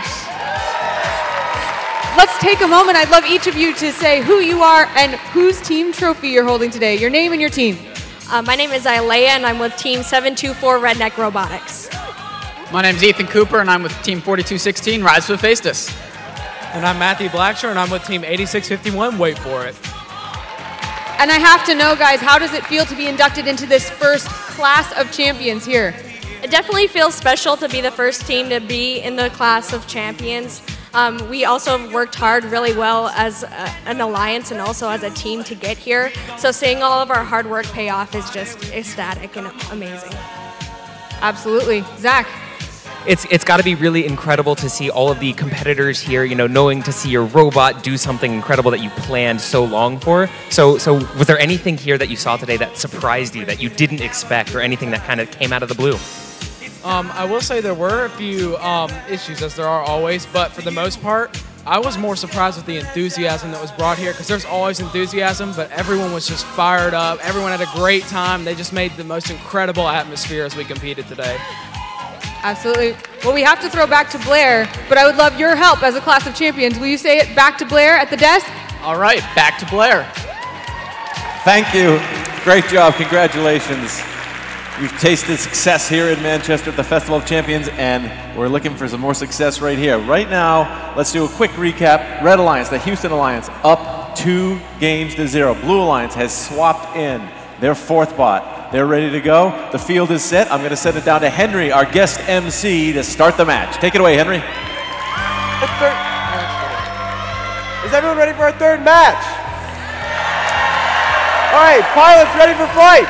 Drivers behind the lines. Let's get started in 3, 2, 1, go. All right, here we go. Match number 3 begins. Maybe looking for a little bit of a change of mojo. The Blue Alliance bringing in Lightning Robotics. No double rotor for red. Will blue nail down the double rotor? No. And drivers take control. A very formidable robot. They were actually the primary partner, Lightning Robotics, in the St. Louis World Championship. Blue Alliance doing what they do, loading up on fuel. Meanwhile, the Red Alliance now going completely offensive. The orangutans making a delivery. Strike Force sliding across the field. Crush has a gear in place. Poof's now trying to get in on the scrum over on the red side of the field, picking up more. And we're down to 80 seconds. Trying to make a delivery of another gear. The Blue Alliance sees the importance of trying to get all 4 rotors up and going. The Red Alliance has 3. Orangutans making a delivery. Not far to go for blue. Here comes the rain of fuel into the boiler for the Blue Alliance. One away from another. Blue Alliance looking for a huge comeback. We have 4 rotors for Blue. 48 seconds left. Poofs doing what the Poofs do. Lightning Robotics going offensive as well. 35 seconds left. Lightning from downtown. Greybots looking to make up some ground for the Red Alliance with their fuel payload. Ropes are now coming down off the airship. Robots preparing for flight. Up goes to Red. Another delivery of the gear to try to get that last rotor. We got 2 Blue, 4 rotors for Red. 6 seconds left. Can the Poofs make it up? Can the Poofs make it up? It's close. Time expires. Oh boy. The official results forthcoming. We'll find out. Do we go one more?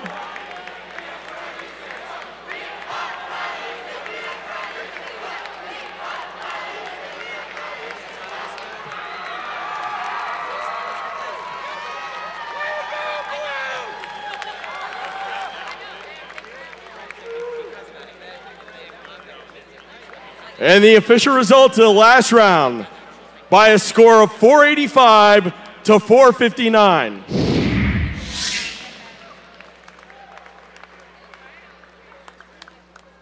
We're going one more!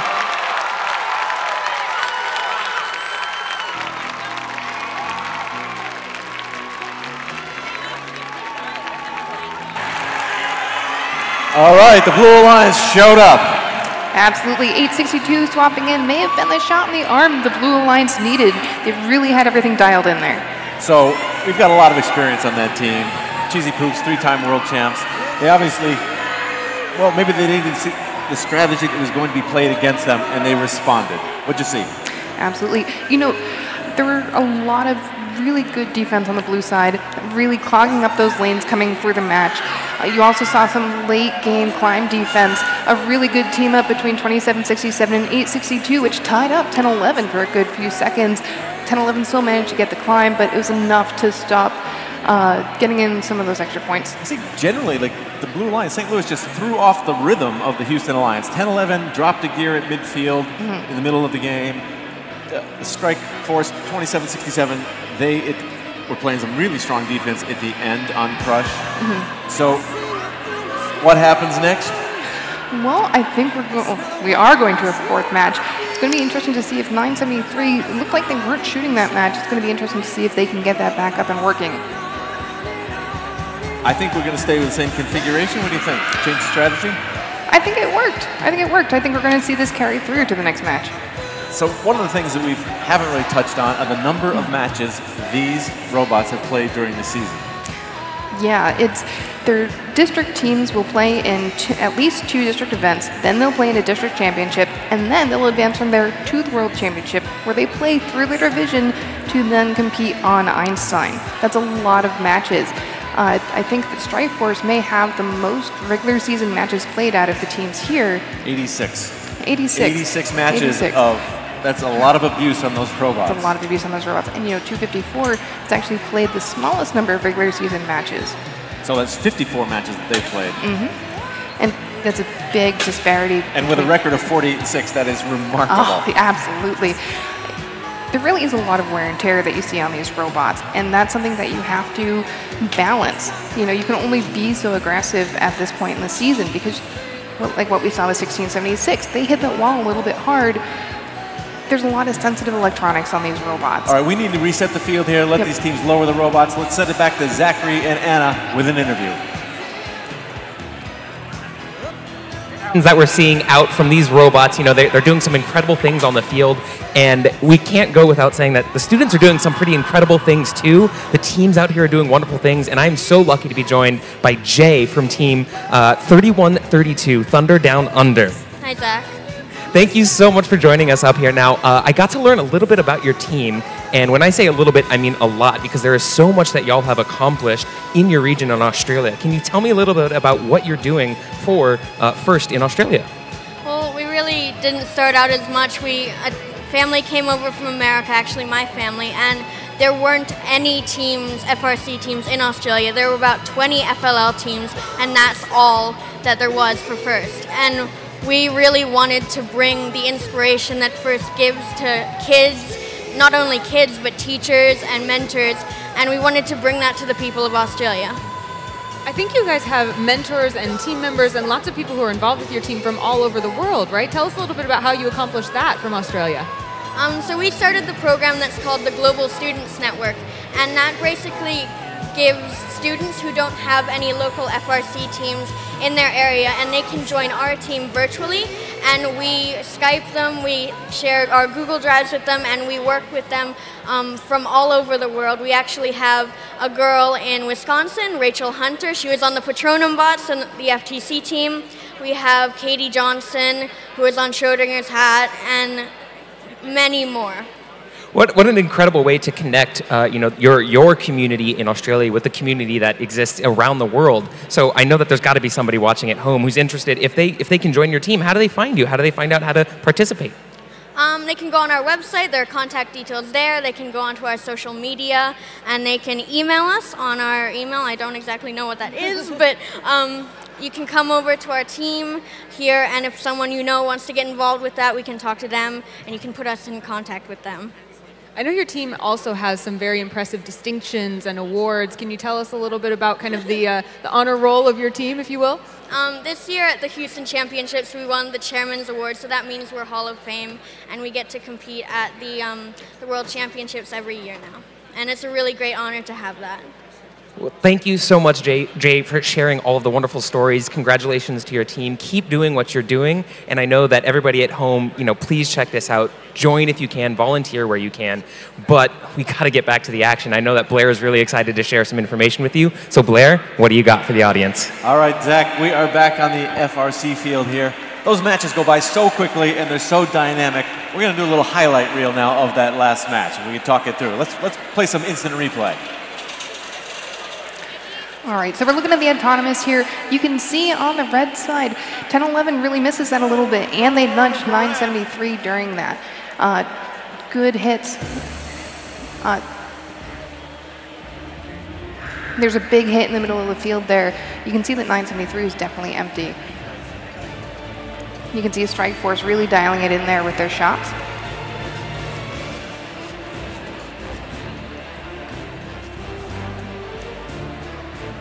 And you see some good defense in the back here.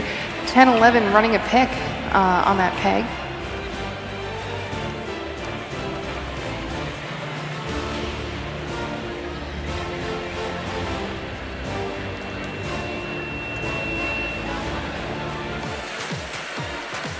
All right, this wide shot's a little tough, but we're starting to see the robot starting to hang. The rotors are spinning, 4 on each airship. Yeah, and you see that the poofs didn't get up there, which, fortunately didn't cost them that match. So we have another interview ready from Zach and Anna. Let's check it out. Guys, I'm here with some members of Team Wait For It. Your alliance has just won First Tech Challenge. How are you feeling right now? We're so excited. We didn't think this was going to happen, but we're so happy. Coming into a competition like this, I'm sure there are a lot of challenges on your mind. If only we can accomplish this, then we could win. What were some of those challenges, and how did you accomplish them? One of our challenges were how could we make the most points happen. So we did a lot of searching, trying new ideas over the 3 months that we had after the World Competition in Houston. And after this, we found a lot of great ideas to advance all of our robots. That's so wonderful to hear that you were trying to come up with new strategies and everything like that. And I know that one of the interesting parts about this must be that you have a lot of strategies because your members came from a First Lego League team, right? So can you tell me a little about going through the programs? Yes, we all started. Everyone on our team started on an FLL team, and we all made it to the World Competition. So we all got to experience the really fun First Lego League. And we all advanced. 3 of our older team members on our team advanced before, so this is their 3rd year in FTC, and all the younger ones did FLL last year. And so this is our 1st year in FTC. It's really great to experience all of this for our 1st year. Having been involved in First LEGO League, you guys have a great perspective on the impact that First can make on your life. And I know we're talking to a lot of people at home who may have just been introduced to First. Can you tell them a little bit about what it's like to be part of First LEGO League and why they might want to get involved in something like First at whatever level?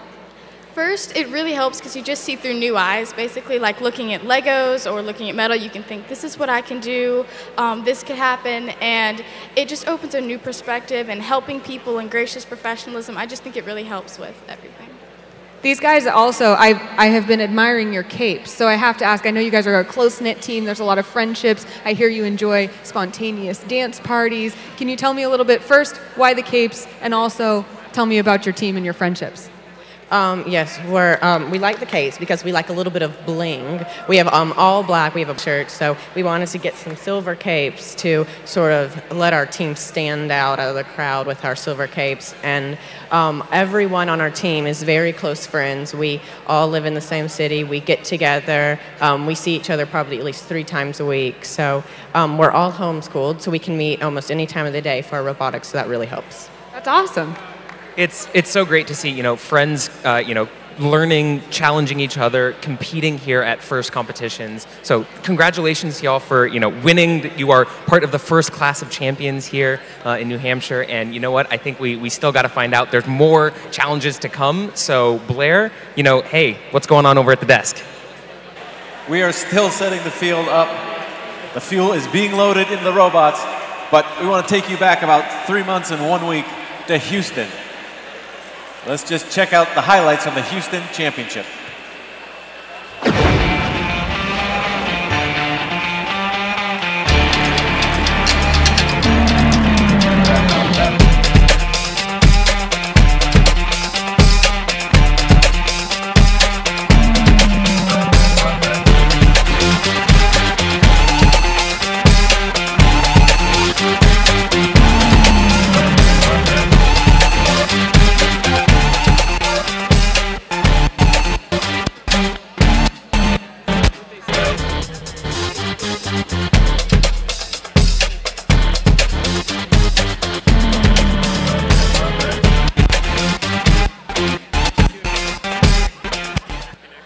All right, I was in Houston and it didn't look like that.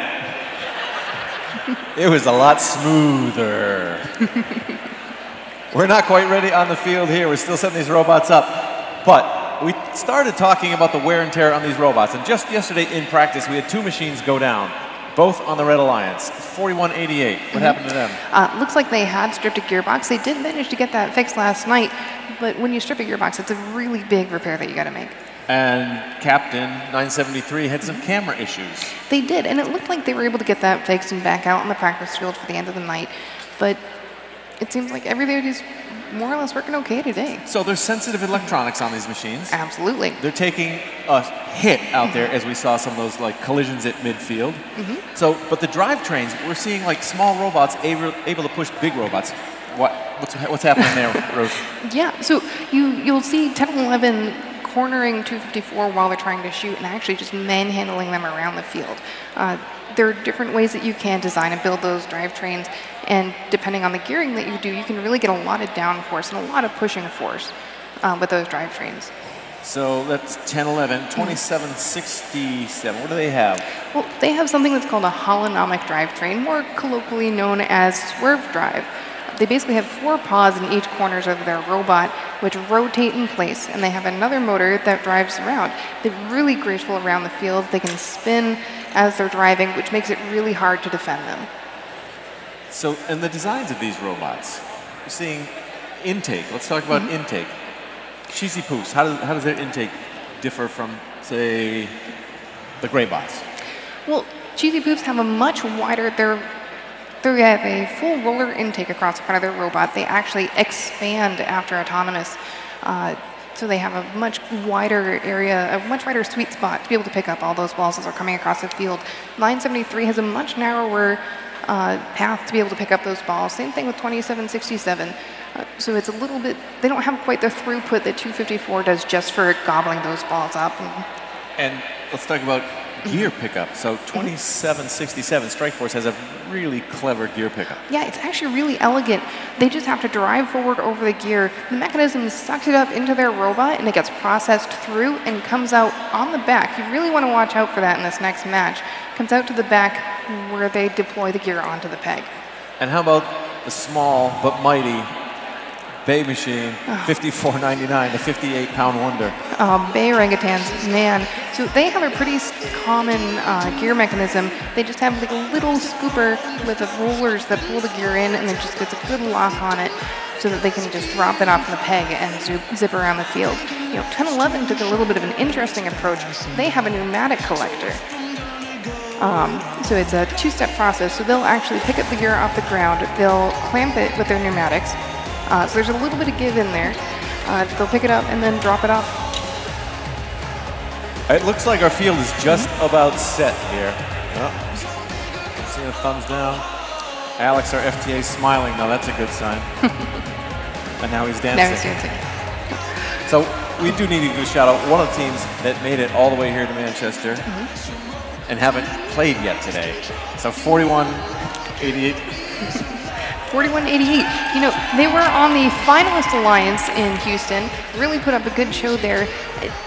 I think it comes down to a little bit about how the teams mesh. Unfortunately, 41-88 is from the Peachtree district down in Georgia, and they haven't really had that chance to play with the rest of the teams here. Right. They literally only saw the Houston winning alliance teams on Einstein. Never played a single match with them up until today, and that can come down to a lot of chemistry on those alliances. Well, they have played 95 matches throughout the year, so you've had a lot of matches, Columbus. All right, but we are set on the field. We're getting thumbs up from the FTA. We're going to toss it down to Emma to start this match. Emma, get us going. Okay, everybody, are we ready? Okay, pilots are ready for flight. Drivers behind your line. And in 3, 2, 1, go. Okay, here we go. This is our fourth match. Red Alliance leads 2-1. Going for that double gear auto. Not quite able to make it for Red. Blue Alliance can't quite spin it up either. Drivers will take control. Whoa, look at that slam at midfield. That's definitely going to jar something loose. The two Titans, the Cheesy Poofs, and the Greybots going nose to nose at center field. Poofs, like a vacuum cleaner, doing their thing. Loading up that massive hopper with fuel. Meanwhile, the orangutans for the Red Alliance trying to get that gear on the airship, joined by Crush. Team number 862. Lightning Robotics in on the action, dropping off a gear. Strikeforce doing the same. 86 seconds left. 3 rotors for blue. 3 rotors for red. Looks like here comes the fuel raining down on that red boiler. Greybots loading up. Looks like we're only 3 away for the Blue Alliance, 4 away for red. Look at the long distance shot by Strikeforce. Doing the slide across the field. A couple of more deliveries by crushing the orangutan.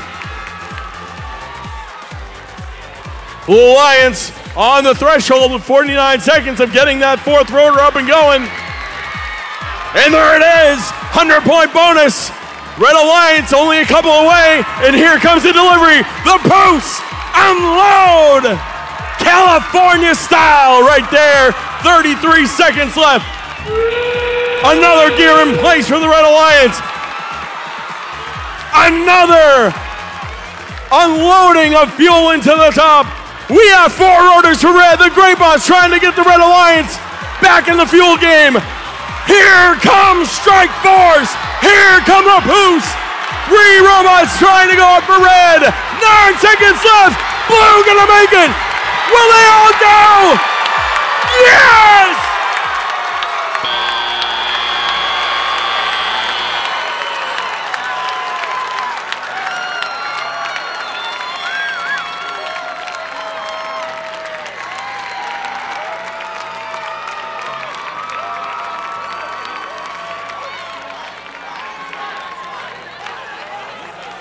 And the official results from match number 4. With a staggering score of 555 to 539.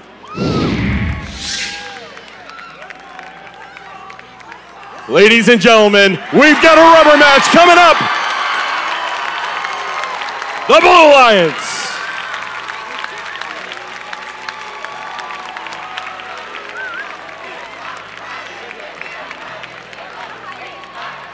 Going to 5, ladies and gentlemen. It's just electric in here, Blair. The Festival of Champions, man, nobody wants this game to end. Steamwork is such a great game. It's being played so well at such a high level here. What did you see in that match, Ruth? Well, one of the more notable things is that 10-11 still didn't hit that double gear auto, but neither alliance got the second rotor. So they were coming out neck and neck right there. And we saw a lot of traffic at midfield, sometimes a collision on the same lines. Absolutely, yeah. There's a huge blind spot in the middle of the field. These airships are there to kind of block both sides of the teams, make it a little bit more interesting gameplay. You end up seeing a lot of collisions in the middle of the field. You end up seeing a lot of gears that'll float around there sometimes. It's really a dangerous spot up there.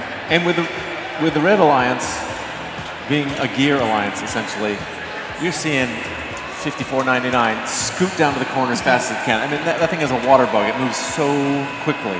And Crush is doing that as well. And they're trying to make a little bit of room for the Greybots. Absolutely, and you did see some Greybots doing some really good defense in there. They actually had a really good collision with 254, which managed to slow them up a little bit, not quite enough. And it looked like the Blue Alliance, St. Louis was definitely in the zone. Absolutely. There's no wasted movement on the Blue Alliance. You'll notice that 254 and their partners will go around and they'll deploy all the hoppers throughout the course of the game, and they don't sit there and wait during teleoperated control. It's easier for them and faster for all of the teams here to pick up those balls off the floor as they're driving rather than sit there and waste seconds waiting for the hopper to fill their robot. All right, well, we have to reset this field. We've got to get those robots the time to cool down, recharge, so we're going to send it back to Anna over with an interview. Zach and I are about to check out this interview, and we're standing here with Caleb from Mars. Thank you so much for joining us, Caleb. We know that you have been watching these intense matches over here, but you also have a wonderful story of your own with your team. So we heard that you happen to be a Chairman's Award-winning team, and there's probably a lot of people out there that aren't too familiar with Chairman's Award. Can you tell us a little bit about what that award is and what you have to do to aspire for that? So the Chairman's Award to us is really just going out and inspiring youth. It feels great to be a chairman's team and pushing as hard as we can in our community. And if there are other teams that are trying to push chairmans hard, it's really shoot for the youth. It's the younger ones, bringing the younger ones up into STEM. That's really a powerful message, and I know that one of the ways that you have, kind of tried to encourage more younger students to join is by, some new methods of reaching them with. You have like coloring books, and you put together storybooks for the students. Is that right? Yes, we actually started off with a storybook that was made by our founding members of our team, which actually turned into a coloring book that we now use for our younger students to kind of help get them involved in robotics. And even if they're just coloring a picture of our robot, they're still getting involved. It's still helping push them towards STEM, and they really enjoy it. What a fantastic way to make sure that everybody can be involved, and I know that that's something that when I went through the first robotics competition phase in high school, I was not an engineer by any means, and it's great to know that there's a place for everybody, right? You don't have to be a mechanical engineer or a programmer to be on a team, right? Exactly. We actually have a new structure we use where we have students who run all of their own sub-teams for things like business, grant writing, public speaking, everything. Far and wide for those students. It's really helpful for us, and it's really nice to have every student has a place on every team. That's really nice. It looks like you guys are really involved in your community as well. I saw your robot actually running in a parade and kind of saying hi to some kids. Is that right? Yes, that's actually Parade Bot. That's the one that our storybook is made after. It's one of our old robots that we have built for parades specifically. It can wave, high five. It's a great way for kids to get involved. They can drive it, and it's really a useful tool for us. How has it been taking that kind of culture of community and bringing it here to the first Festival of Champions? It's amazing. I don't have words for what's going on here. The atmosphere is amazing. The energy is great. It's a whole nother world. There are a lot of people watching who have never been to a first competition before, people on Twitch or out there who are just learning. What would you like them to know and take away from watching this competition? Really just get involved. That's the best thing you can do. Find a local team, start a team, FLL, like all of them. Just get involved. That's the best thing you can do. Great. Well, I'm really excited to be involved, and I am also excited to watch more of the robotics competition. So let's throw it back now to Blair at the desk. Thanks, Zach and Anna. Well, our robots are still being worked on the field. They've got 6 minutes between the last match and the start of the next one. And Houston was great if you were there. It was a little choppy the last time we saw it. We're going to try that Houston highlight reel again. The Houston Rap.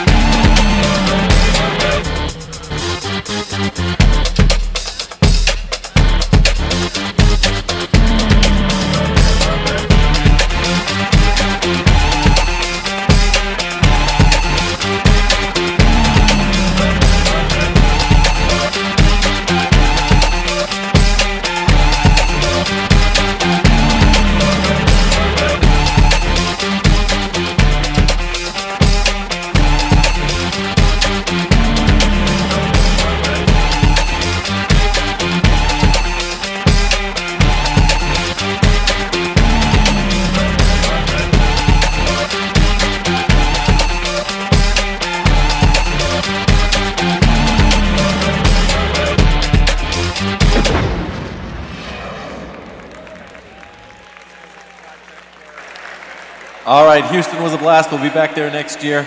You know, a lot goes on. It's a well-choreographed dance that happens so between matches. What are these teams going through right now?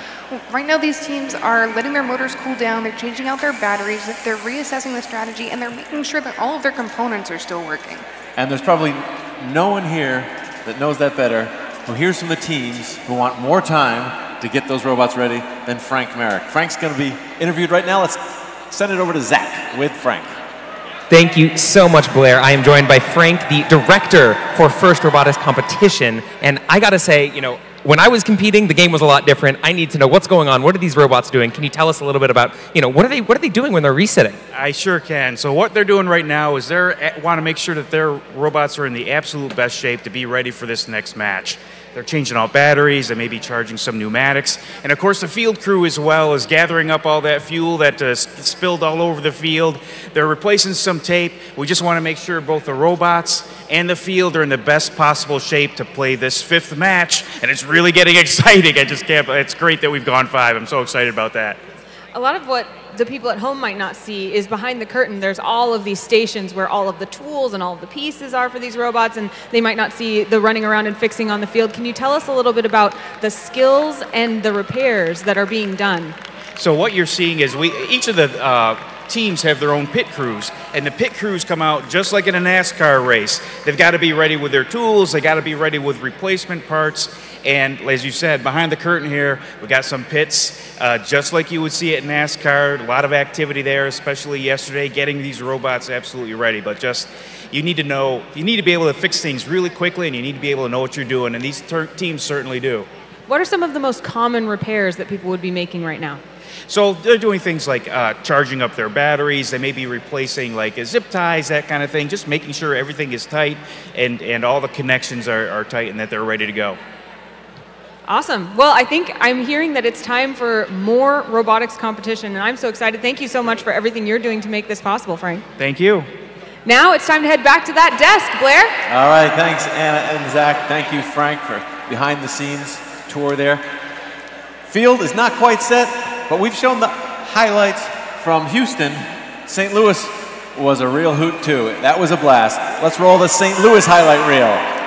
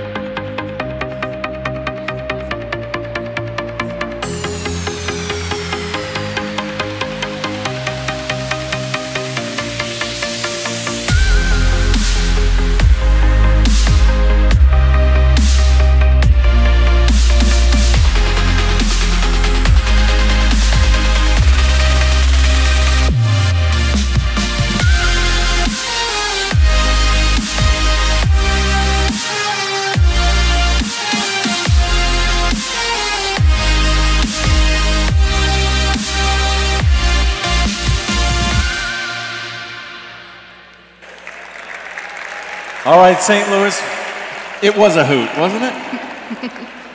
It was our last year in St. Louis. That city embraced us really tightly. We had a great time there this year. Next year, we'll be in Detroit.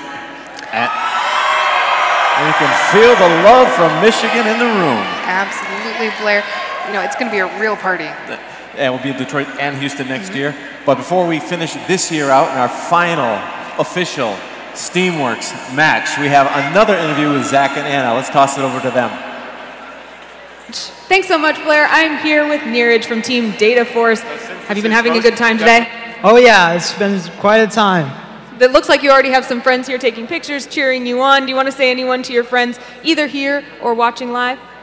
I'd like to thank all my friends and family for showing me all the love and support and supporting me all the way through the robotics season. Speaking of supporting all the way through, I know Team Data Force is kind of distinguished by having members that have been on for a long time. Tell us kind of about the history of your teammates. Well, our team started in 2013, so we've been together for quite a while. I joined a couple years, like four years ago, and it's been quite an experience. We journeyed through many years. We learned many important things, and the most important thing is, win or lose, no matter what, you always want to remember gracious, professional, and cooperation in everything you do. Wow, yeah, that's so important, and the people here definitely agree with you, and I'm interested if you can give us some insight. If someone's like, you know what, I really want to practice cooperation, I want to practice gracious professionalism, what does that look like? Where do they get started? How do they put that into practice? Well, the way to spread gracious professionalism is basically trying to encourage people in your communities to engage in the word of first. So we host many summer classes and do many demos around our local neighborhoods and malls. So a lot of people are interested in this robotics program, and we create many teams over the summer. We currently created 4 to 5 teams in our local schools and our local neighborhood, and they'll be competing next season in the FLL. That's awesome. First LEGO League teams that you guys started, what is it like to kind of try to pass your knowledge and enthusiasm on to them? You know, it's more like passing our experience and knowledge. Like, it's fun to share your experience with others. That's one of the core values of FIRST, share your experience with others. And I think it's really fun to share our experiences. It's also a great experience. You can interact with others and stuff like that. Absolutely. Neeraj, thank you so much for sharing your team's story, for sharing the message of FIRST, gracious professionalism and cooperation. That is something that, FIRST wouldn't exist without, so thank you very much. But I know that we gotta figure out what's going on with the FIRST robotics competition, so we're gonna throw it back to Blair at the FIRST robotics competition sports desk. All right, thanks guys. We are set. This is the final Steamworks match of the season. Let's tee it up. What do we need to see in this match? It's do or die here, Blair. St. Louis really has it dialed in. They were running a clinic last match on how you should play Steamworks. The only way it looks like the red can pull it off is if they get that 4-rotor first. That's going to give them time to defend and throw off the double shooting of St. Louis. It's how they started the Festival Champions. The first 2 matches went to red, the next 2 went to blue. We are ready. We'll send it down to Henry, the MC, to start the match. Who's ready for the final match? Pilots, ready for flight. Drivers, behind the lines. Let's get started in 3, 2, 1, go. Festival of Champions, Match 5. This is what we've all been waiting for. Both alliances going crazy. We have a double rotor coming. Will it happen in time? They get it sped up. Whole lot of fuel going in for blue. Double rotor for red. The rotor's not spinning. And we move on. Oh, look at that shot from the Cheesy Poofs on Crush. There it is.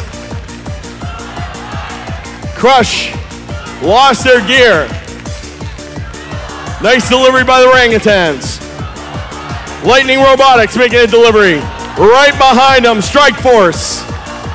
Strike Force trying to ride the line, picking up the fuel. Over on the other side, full speed collision.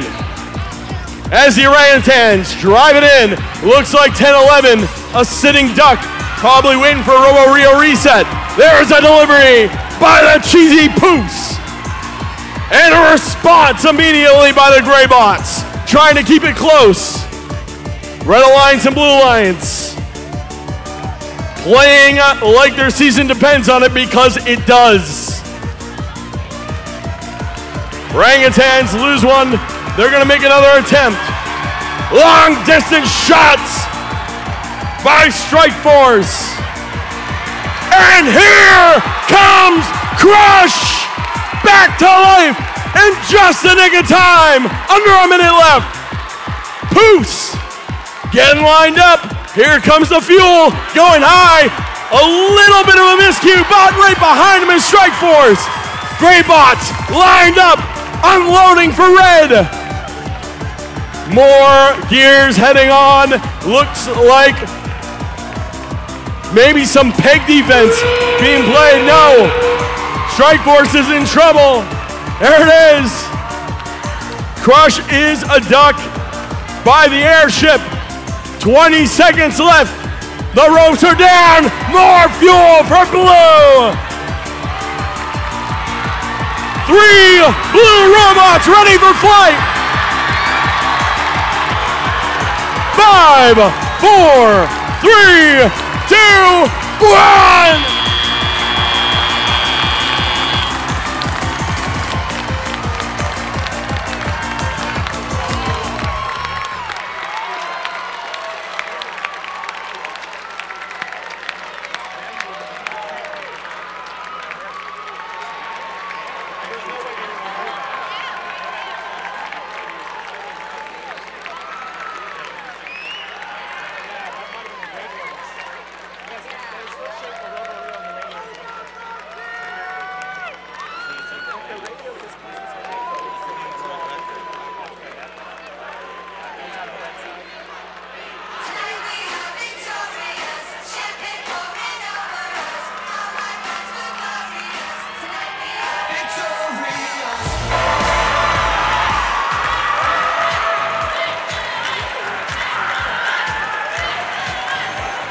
And the official result, and the winner of the Festival of Champions with 588 points, ladies and gentlemen, team number 2767 Strike Force, team number 254 the Choosy Poos, team number 862 Lightning Robotics, and team number 1676 the Pascack Pioneers. Congratulations.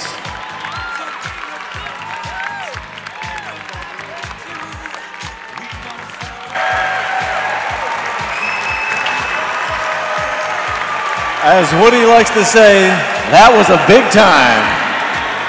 You know, that at the first Robotics First Class Festival of Champions, it's fitting that we would see the world high score. 588 by the Blue Alliance, the St. Louis Alliance. Well done. And so the KPA. It was insane, incredible. We saw 103 KPA, members of the 100 KPA club, to over 88 KPA by 973 alone. 973 putting up 80 is really remarkable. So a tough match. Crush died over here right underneath the blue airship. Yeah, it looks like they died a couple of times. They actually spent a lot of the match sitting on the boiler side of the field. I don't know if they had comm issues or something else, but really a tough break for them. And a great year. You can't take anything away from these 8 teams. They came here, they're having fun at the Festival of Champions, and after this, they actually get to go to Dean's house for lunch. So they are looking forward to that as well. It's been a fantastic year at Steamworks. Thanks for all the work, Ruth. Great job here at the desk. Thank you to the teams, our field resetters, our volunteers. An amazing job here at the Festival of Champions.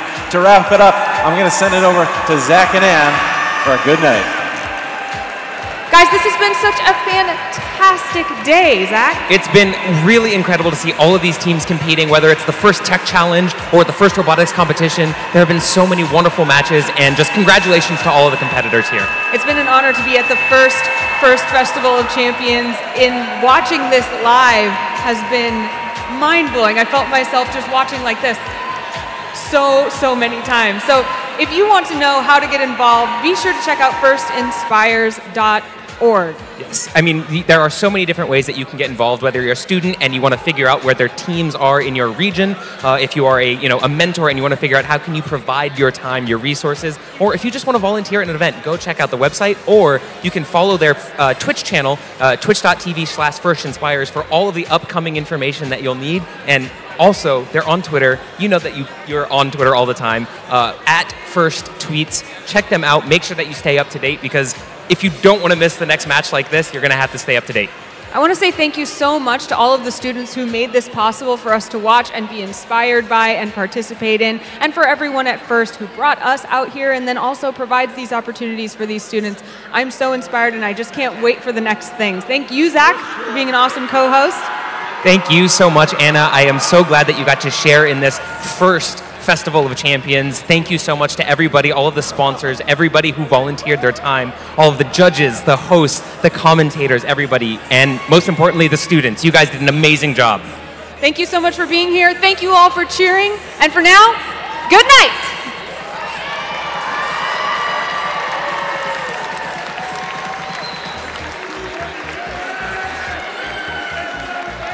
In a vast and mysterious jungle, treasures await those who have determination, skill, and the passion to explore. Your quest, should you choose to accept it, will lead you to recover lost relics and return them to their rightful place in history.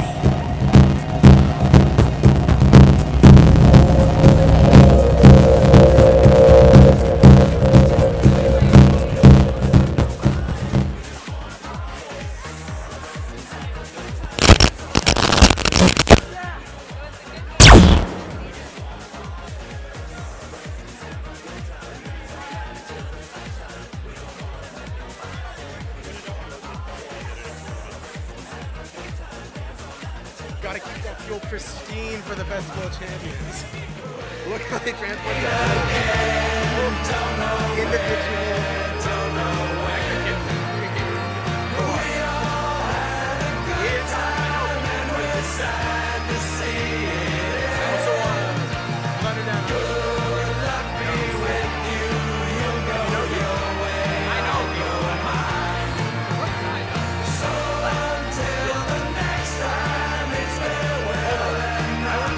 Shirt on my back, put a shirt on your back. No, but I want to get some, like, 973 acre line on the website. I can buy that on the website.